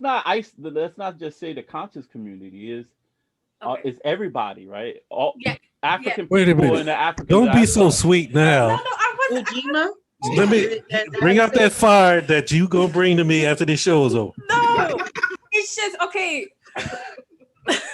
My role in the community is helping women, and a lot of my experience, especially as a millennial, I'm gonna put myself out there. Hold on. Rewind that. Say that again. What? What you just part? said. Okay, my whole. Right after he said something, he like the fire. Then he gave you the mic. Say that again. Because I'm trying to pay attention to what you said, so I'm gonna see exactly what you're trying to talk about. Let me. Okay. No, I just with this concept of patriarchal and matriarchal, and I understand. Okay, I hear you and I understand it. Like, okay, those are not their concept of. It's their concept. Yeah, I agree. Your question. So my question is, how do we practice that one Kwanzaa that you said? I forgot the term. Please forgive me about that. Like, how do we do that? But yet our women that are still not treated as such because. See, the thing is here's the problem, right? Because I've dealt with that question before. Yes. Right. The thing is, you are separating yourself. Okay. You're saying us women are. Let me ask you a question. Yes. Who's oppressing you? Who's the main who's the oppressor here? I would say inner me would be me if I put myself in a position, but because he calls it my fire, that when I step into my fire, it's like no, But hold on. No, who's oppressing women? That's what I'm saying. So would it be us? Us? Oh, were you talking about overall? You said women, right? So yeah, we're generalizing. Understand? Oppressing us. Listen, when we say women, men, remember it's a generalization. We're not dealing with the obsession to the rule. Okay. Because a lot of people be like, but I experience something different. Who cares? The majority of the people are experiencing the same thing. Yes. We always talk about that. Let's keep it clear. Okay. So who's oppressing women? Okay, so we're pressing our people will be the white culture, right? No, you said women. Us, ourselves, right? I would think, to me, in my where I am in my journey, is that at the end of the day, I'm oppressing myself. I'm allowing somebody else to have power over me. But what were you saying women in general? Like you was talking about women in general. You're now being in particular. I just said we're not dealing with the particular. Okay, I'm so confused. Yami, clear it up because I know. Okay. The fire she's saying is that women are still being objectified and oppressed in America. Okay, let's stop that, right? Because if you're saying who is objectifying women? We know that it comes from white men. No, hold on. We're not. I'm dealing with the wifey now. Who's objectifying women? White men. I'll say the white man. Okay, but that would be overall. Yes, overall. As a black woman, she's only known black men to attack her. Okay. So but this that would be the same. It's the same thing. We have to think over European culture. Hold on, we need to hold on. We need to break this down because I want to deal with her, right? Yeah. Because isn't that the white man, as you say, oppressing you overall, right? Would you say that's what you're saying or no? Yes. Okay. Is he also doing that to your counterpart? Yes. Okay. So what you should be saying, he's doing this to us. Okay. Right? So you're not separate from him or from all of us. Yes. Like we are being oppressed. And so like when you join the women cause, right? For example, right? You're now allying yourself with this white women. What you should be doing, telling that white man, yes, he's oppressing you too, but you need to tell him stop oppressing you, me, and my man. True. Yes. Yes. When you cause that division among you, like we already know the poison and this acili is being buried on us, right? And we already even knew it be prior to naming it as an acili, right? We already knew this. But the oppression, like the reason why people are suffering what they're suffering is because there's this acili that has taken over and restructured and redesigned everything. Exactly. So now you are a zoo animal. We're all zoo animals in this zoo trying to argue about some nonsense. Like, yo, I am the better person I'm the nicest bear. I'm able to balance myself on a ball. Look at today I didn't bite the zookeeper's head off because he stuck his dandruff hair in my mouth. That's how like a real person who hasn't been contaminated by this acili will be looking at us. Mm-hmm. Aliens haven't yet come and visit us because they're like these people are crazy. I'm like, so we have to be this careful, because really what it's gonna do, it causes destruction because we're not understanding the reality.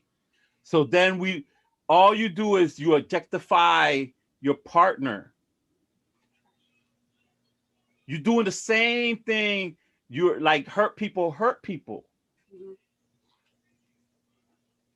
And I it's do have difficult, to, and I get it. Go ahead. I do have to piggyback and just like before we move forward, as far as on this, as people that are learning this and we're actually going through this book, we have to realize about all of our brothers and sisters that aren't going through this book to get all this European thought out of their head. No, but this book is not the that. only one and the only subject that describes it. We've been dealing with this our whole life, so we're familiar with it. Oh yeah, we're familiar with it, but we have to acknowledge that a lot of our brothers and sisters are under this way of thinking. So we can't take it against them as far as that they think this way. We understand why they think this way. We can try to actually move forward and we progress past that. So that means that we can't have these frivolous, going into separating ourselves, because now we're elevating past this point, learning that that was what Europeans want us to do. And they put their acili on us, but we have to break free of their acili. Fighting them is objectifying them. Like really, sometimes you can't even do nothing. That's why a lot of people would like me to enter an arena of combat but there's no functional purpose for it. What's the meaning? Is it, if it's gonna fulfill my ego? Yes, I'm gonna destroy people and feel like I got them. That's not the point. That's not my like I said in the beginning, there's two types of students, right? The student who comes and learn to better themselves, or the student who comes to show everybody else what they know. Which student are you? Right? That's why I don't play devil's advocate, because that's not a productive discussion. It's more a white man too. Yeah, it's a form of separation as well. Yes, right? yes. It's an objectification. Because then you always have to counter something. Instead of looking at it holistically, you try to counter an argument just for the sake of it. You said it. Yeah. You said it perfectly. Yeah. Instead of like, what happens is the reality should sink in, and then we deal with the reality, and then it brings the whole thing on, right? Yeah, it brings whatever you're understanding much better now. Okay. Yeah, but you're going to understand that we are kind of programmed in that way. And so we actually have to work at it in order to get it out. What the thing is now, when you become conscious, you're responsible. Right. Right. Now, the problem is there's people who conscious and willfully bend. And I'm saying it nicely. I nearly said it bad, but you know, bending is where I stop. So but we're the people here are actually aware before this book.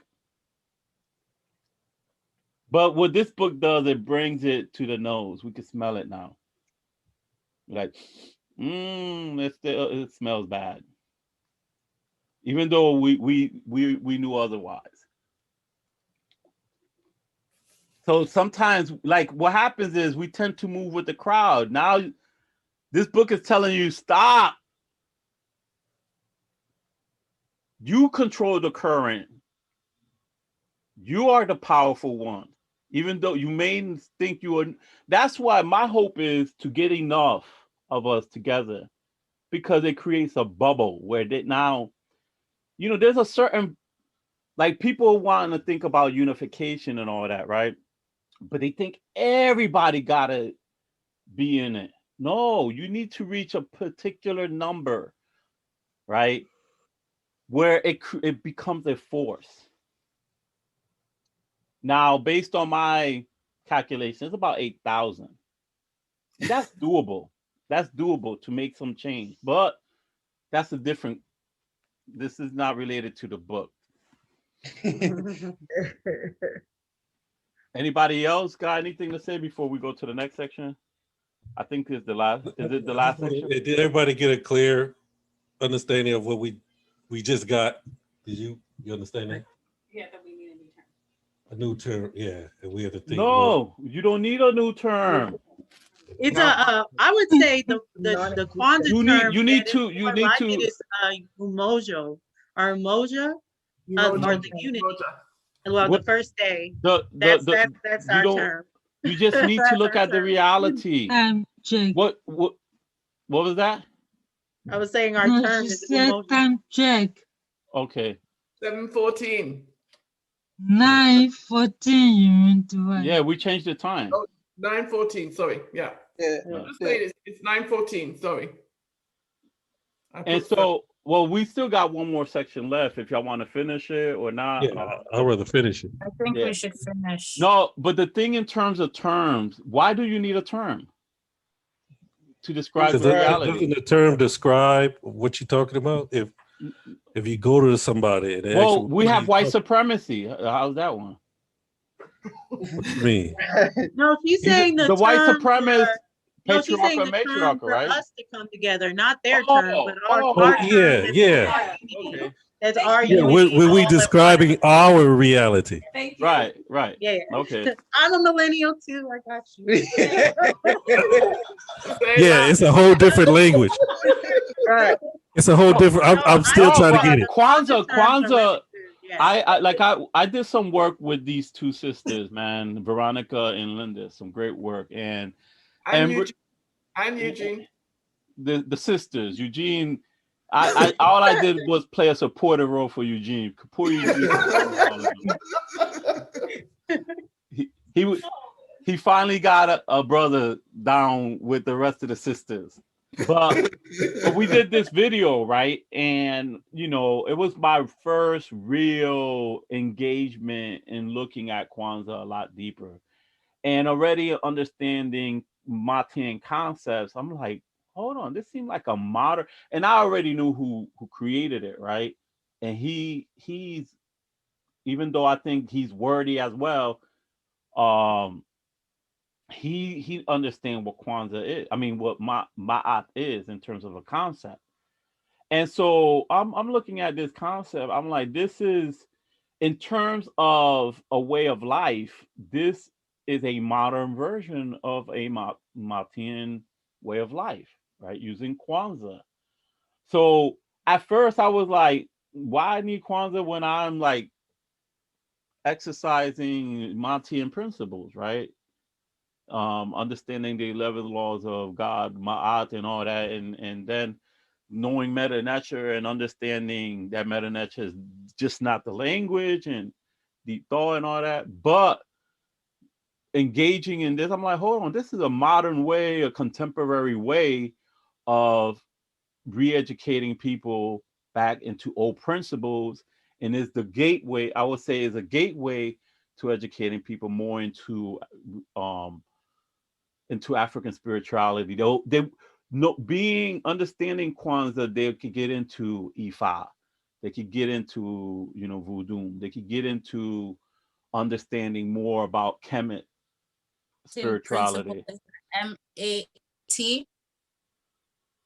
M-A-A-T. Thank Two you. A's, yes. And so this is one thing we could use is Kwanzaa principles and look at it in that sense, the ear, the corn and all that stuff, what they talk about, it's all relative to what the subject matter. The kids meaning the corn and all that. Anybody else before we go to the next section? Mine's wordy. I'm gonna leave it for next time. What? No, if you got something to say, because the thing is, this section here is very important, and I think it needs to be reviewed a lot more. I mean, how many sections she has? Because I want to get into the diagram that Veronica talked about at the end. But speak your speech, man. Speak your speech, and then we'll let Veronica deal with the last section.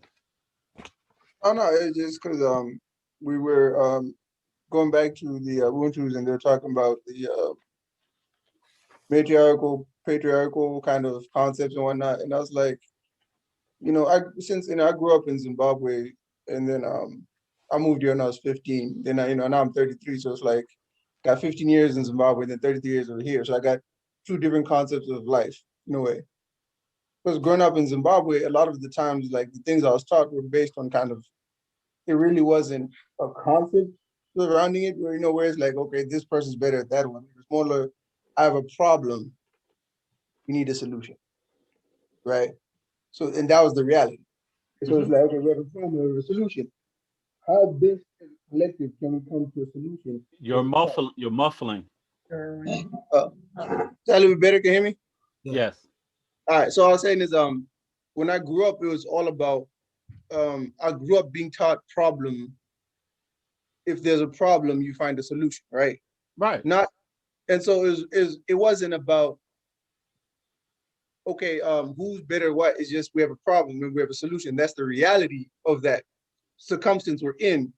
And now we go about solving the problem, right? So in a sense, it's like, if it ends up being a matriarchal society, that was the solution that was available. In that sense, that was the reality of our problem, right? So if it was better for, say, it was better for those on that cook food. See, the thing is, right? If we start using their terminology, it comes with their understanding of it too, right? Right. So it's not so much as like everybody had their role to play, right? And whatever role is best is what we did, Exactly. That's what I was saying. We were dealing with the reality. Right. So the solution was the reality of not. So if we deal with war, for example, right? Let's say somebody's attacking our village. The men are going to step up because we're the strongest, right? And we take that, right? Just let's say we're peaceful people, right? And we're not trained, like certain societies, everybody trained for combat, right? Because they're in constant battle, and so that society will have like women and men fighting. But in terms of you just said it. You just said there were men and women fighting. What? No, she was saying that that's her Acelia. Ignore her, the European Acelia. Women were fighting wars too, right? No, that's her Acelia. Ignore. No. Listen, ignore her. That European Acelia. Ignore. Listen, you gotta understand. Men fight most wars. We are the protector. That's just in every mammal alive. We protect. That was our role, right? We played that role. But there's times of war that were attacked. Women also had to fight. but we're the first barrier, because what y'all did was protect the kids. So it was like a ring. Kids here, women here, around the kids. Then the outer ring is us, the men.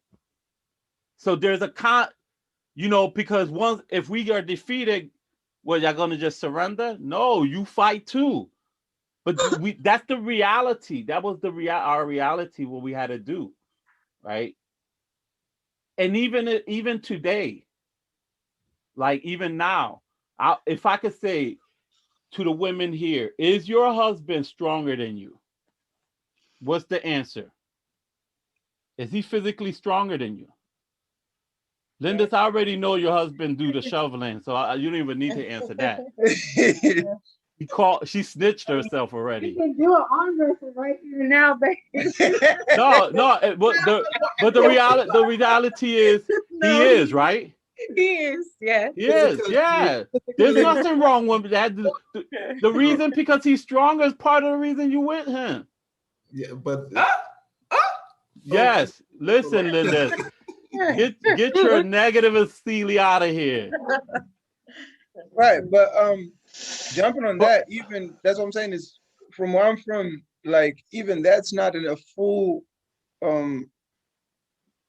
like, how do I say, observation of the reality. Like I'm definitely, when I really think about strength, and it just when I think of strength without really thinking about too much of what strength is and all that. Oh, you meant physical strength. Yeah, physical strength. Yeah. When I just think of physical strength, like, yeah, sure, I'm definitely stronger. You can say what you're talking about. Thank you. Right. But now once you put let me put some kind of context to that strength, is like, okay, cool, maybe I'm mad at my son, right? And I maybe I want to spank him, right? But she wants to defend him. Her physical strength in that moment could equal or even surpass mine. In the moment of protection, women definitely exert a strength that you can't. Let's talk the reality. Hold on. Let's talk reality. Yeah. Reality. And that's reality. That's not reality. I'm gonna tell you what's reality. Because what happens is this, right? What happens is this. If you lose your mind, right, and attack her, try to attack your kid and her, you're gonna destroy both of those things, right? We're talking about your mind is gonna, because part of it, her attacking you, is because you're wrong. Right. You will not use full force. Even when you want to spank your kid, you don't use full force. Exactly. But if you were a bastard and don't care, you would destroy them both if you wanted to. Right. Now, that's what I'm saying. Is so that is if I don't consider certain things, like right, but because I already think I'm physically stronger, right? So that's also works against me, the deterrent against me. Yeah, but again, what we're talking about is generality, right? Right. General way, like reality. Does that say? See, the problem with Linda is she takes things in absolutes, right? And she said, when we say men are stronger, she looks at the obsession of the rule. No, again, it's duality. It's the way that you think I think in absolutes, but I'm thinking of the both sides. No, she thinks devil advocate. She ain't dealing with the reality. She think the exception of the rule counts, and it don't, because it's not the majority, right? Okay, how many, when it comes just to physical strength, is there some women stronger than some men? Yes, but the majority, if there was a battle, a physical battle, y'all gonna lose. So if we were to it was just strength. Why are we going one or the other? Why don't we just say? What I'm saying is, I'm dealing with your Asili right now. European Asili. The one behind me? The one behind me? No, you. Right? So what I'm saying is, instead of dealing with these things, we deal with the reality. So even when something is described, there's something in you, and a lot of people that they're like no, but because you've been taught that you guys can do everything, right? That a man can do, but that's not true, and it's true vice versa as well. We need each other. All the women are nodding. No, because it's true. It is. It's like people want to go because of Europeans. They want to say, "Oh, gender roles are stereotypical." But if we talk about like actual gender roles, there's natural roles that a man can never be a woman and a woman can never be a man. So we be having these ridiculous arguments because we're under this facility, right?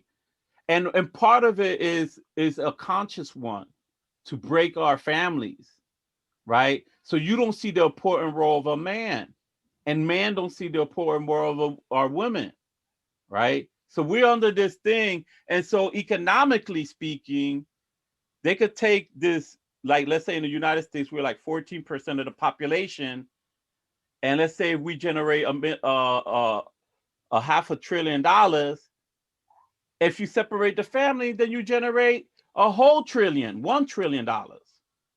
Because now you need 2 cars, you need 2 houses, you need 2 dressers. You need to duplicate what is in one house to another. So when that kid leaves his father's house and going back to his mother, because now, you know, that's what they do in the United States, then now that kid needs to have 2 dressers, 2 closets.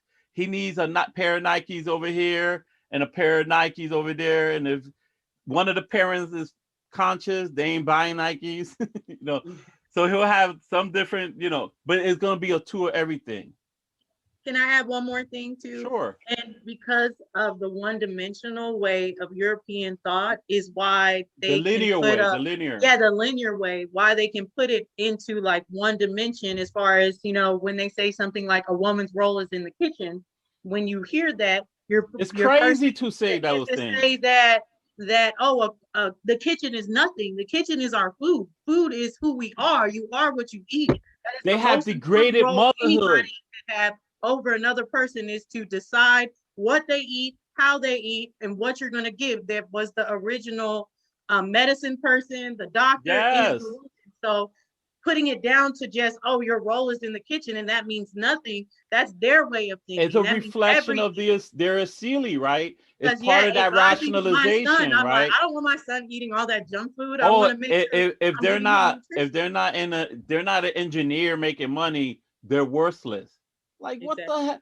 Like we're bringing the next generation, right? And to devalue motherhood, to devalue that and be like, that's not important.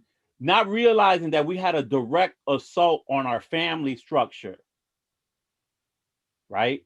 And so this is a problem that we have.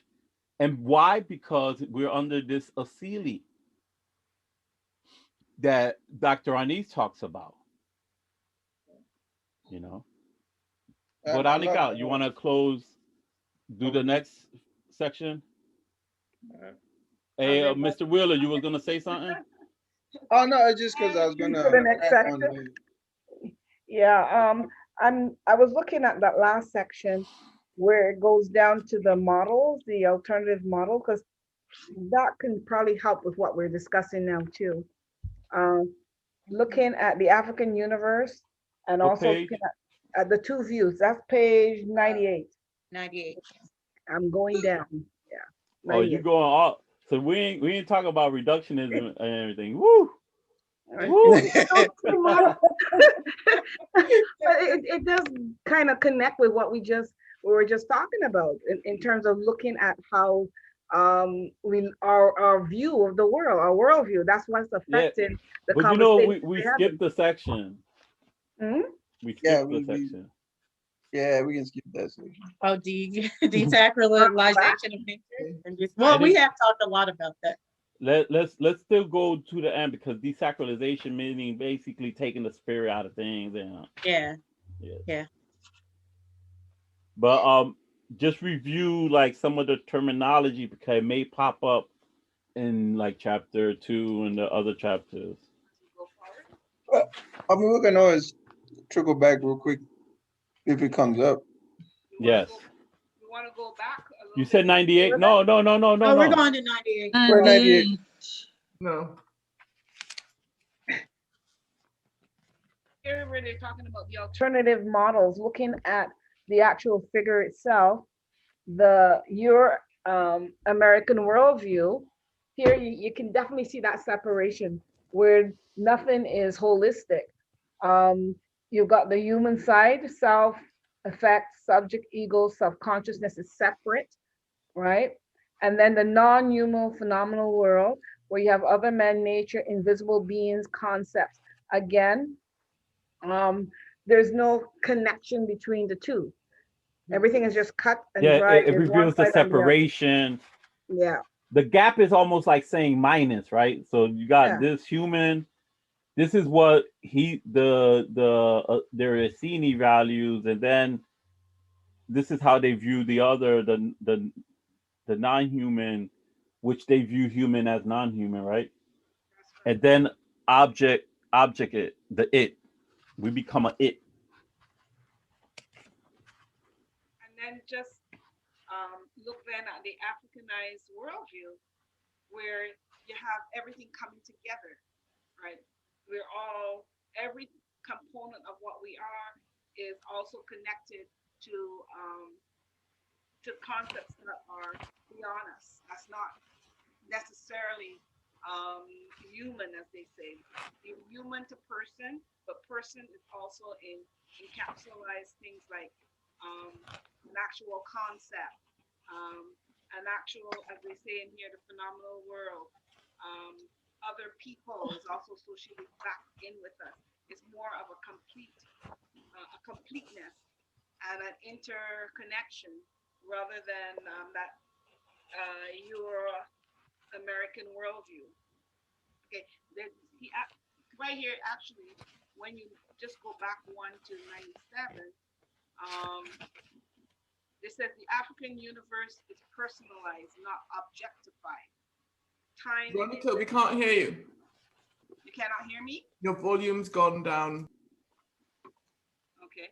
You just sound low. We can hear you, but it just sound low. It was pretty good last time. I don't know what happened. I might be further back. Okay. So the African Universe is personalized, not objectified. Yeah. Time is experience. There's no infinite, abstract, and oppressive future. It's grown organically from the past and the present. Value is placed on being. The universe is understood through phenomenal interaction, which produces powerful symbols and images, which in turn communicate truth. Okay. So the diunital logic indicates that in African thought, a thing can be both A and not A at the same time. I thought that was interesting, right? Yep. Though Dixon does not explicitly, he calls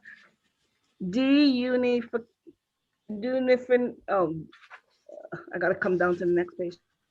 What he calls the unital logic can be understood, as the recognition and affirmation of the ambiguity and multidimensionality of phenomenal reality. What is contradictory in your American Aristotelian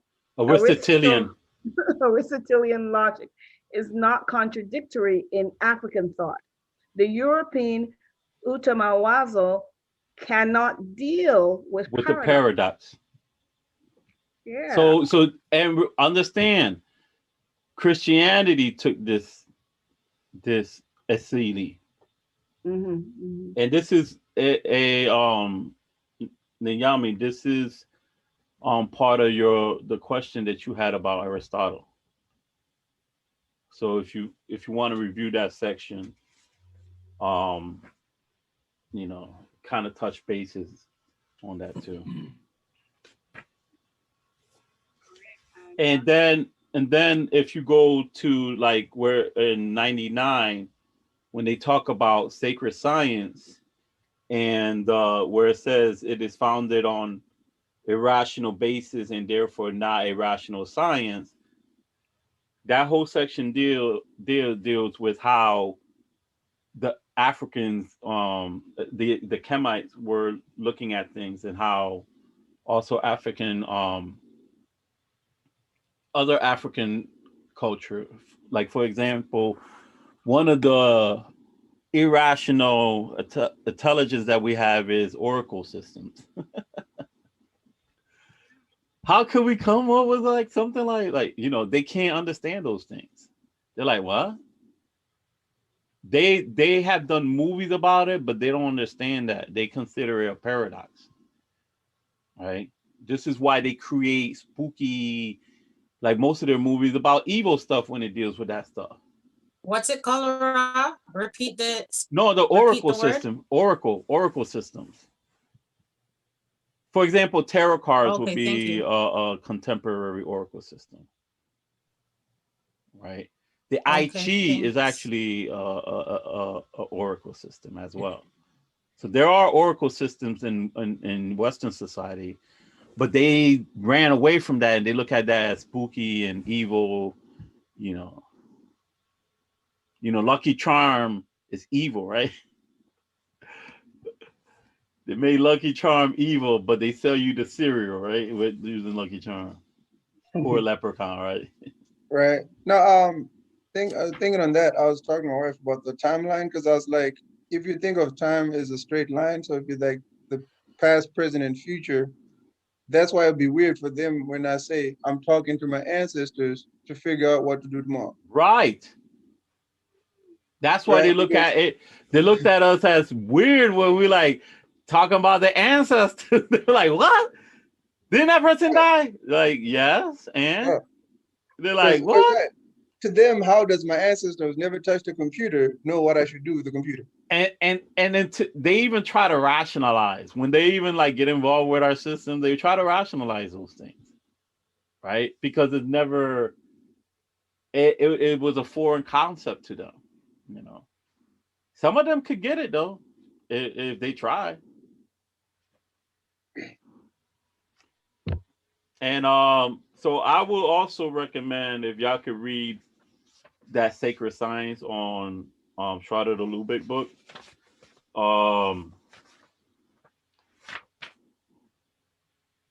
Also, if up here on section on page 100, and that whole page, if y'all, I know we're rushing because we're way over time. Yeah. But on page 100 is important if y'all want to understand that discussion about the paradox. This is key though. That's why I'm mentioning it. Because if you don't read this, you basically lost the point. So read that. Unless you guys want to continue on, or y'all want to stop here and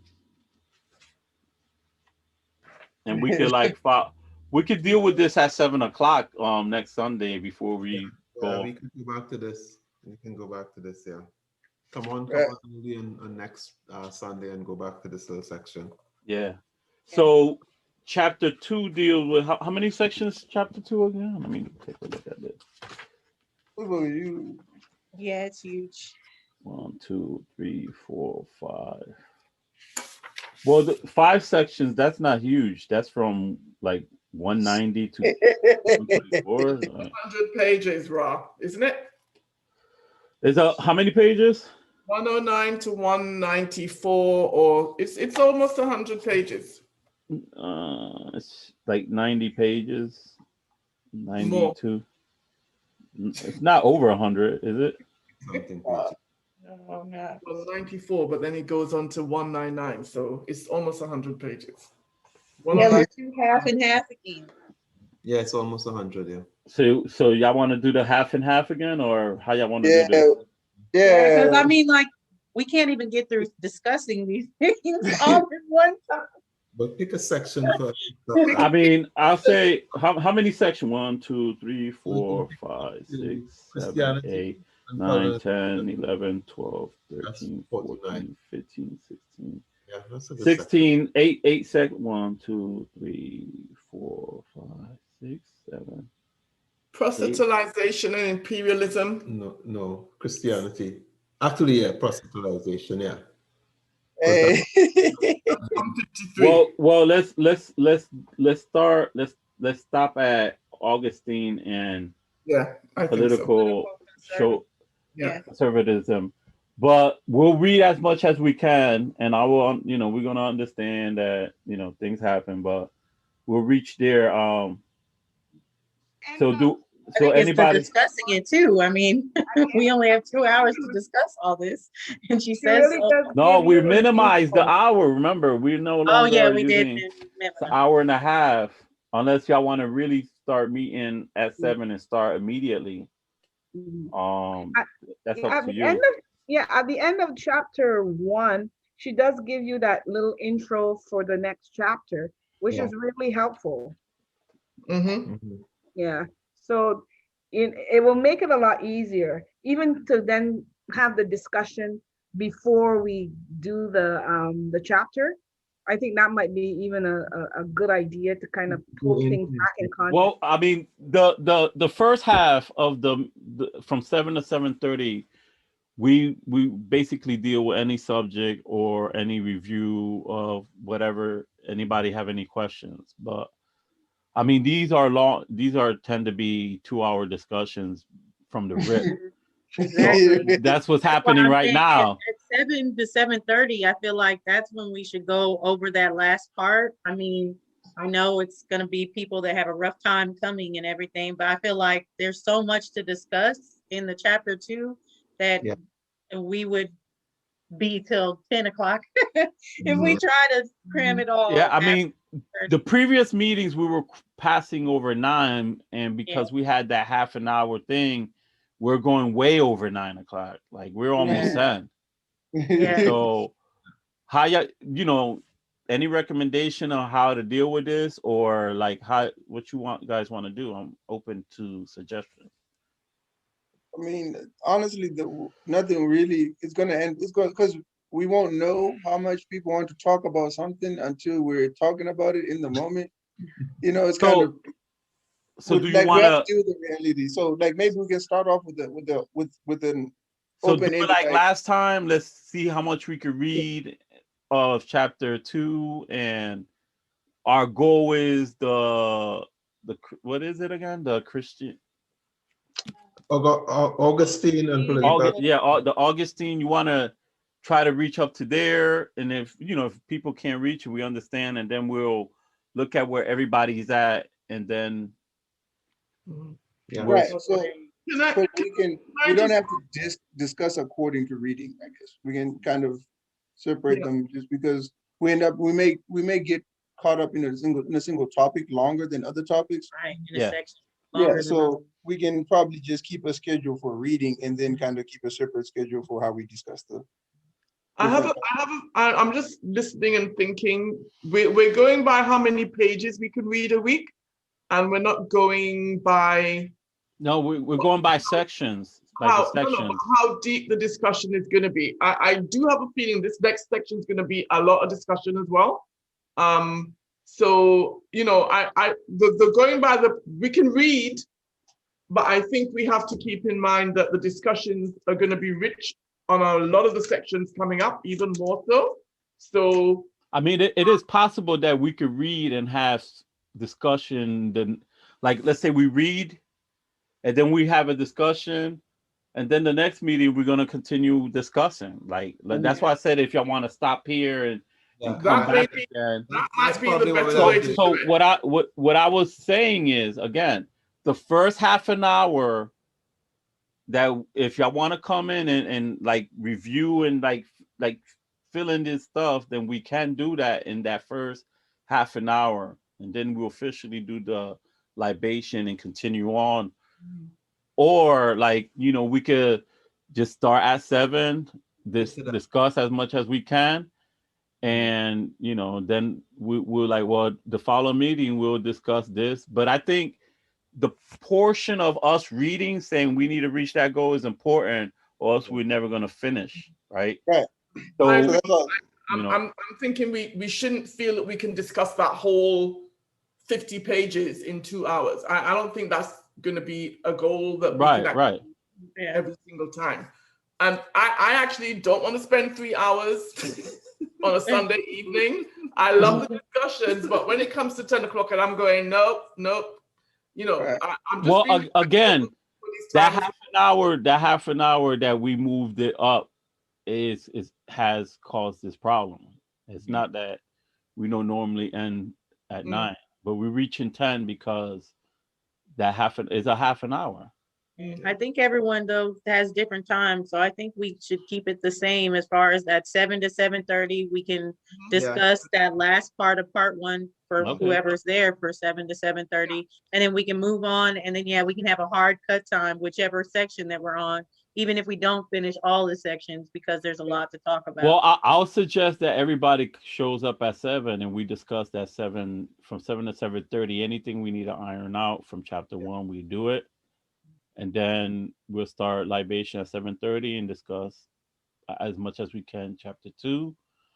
And we'll see it from there. And if we need to meet up and continue, like if chapter 2 require us to have more time in the, it doesn't bother me. This is just more content. This is more, it's more meaningful, right?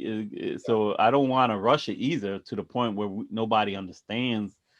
This is not a university westernized Sealy type of, and that's why I was saying that I agree with organic. Linda, that we don't have to rush through those sections when we're actually discussing them. Even if we only discuss two sessions in our meeting, we'll just go to the next 2 sessions the next time, but we can still put that goal of reading.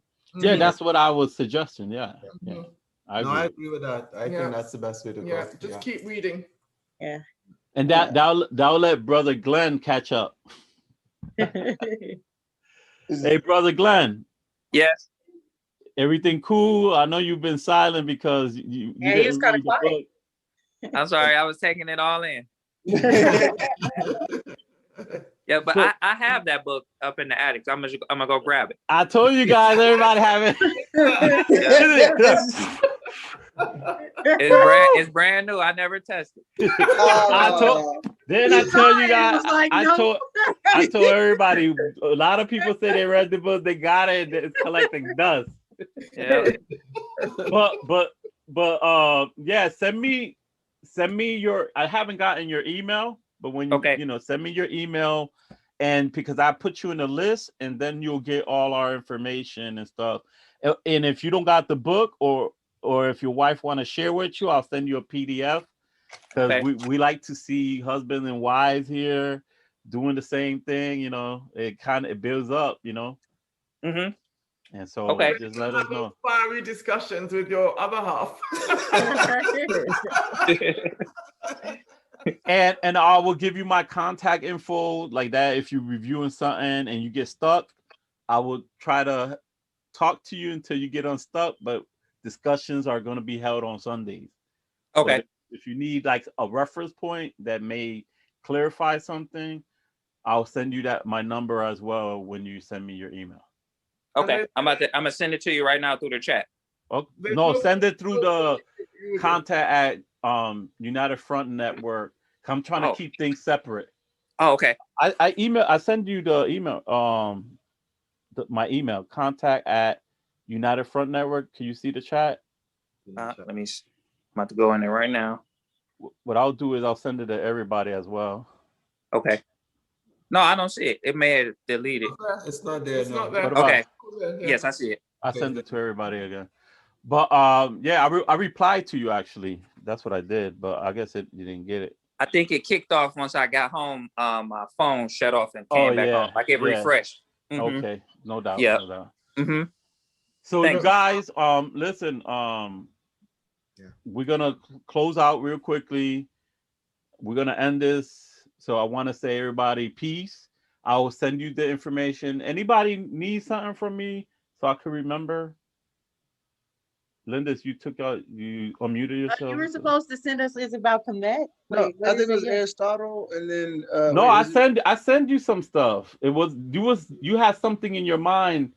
You could not remember. You said you was gonna remember, and Oh yeah, send it to you. yeah, okay. Thank you. It's not important. I sent you the email about Charlotte if anybody's interested. Yeah, I actually see. Did you send it to everybody, or you want me to No, send it? I don't have all the email addresses. Yes, you do. I send it to all of you guys. When I I know. send you an email, as a whole. I know. That's my excuse, Ron. I'm sticking to it. Anyways, 10 o'clock. I'm tired. it's not even 10. Let's deal with the reality. We had a time It's not change. 10. We had a time change. Did you guys have a time change? Yeah. Yes, that's my. Yes, we did. But anyways, listen, everybody, Shem Hotep, have a good night. Yes. Have a good night, everybody. Have a good night. Have a Bye. good night. Good week. Bye-bye. Mr. Buntu, I'm down with you. All right. Okay. Ifa tradition forever. Good night, By the guys. way, my wife is Yoruba. Oh, wow. That's cool.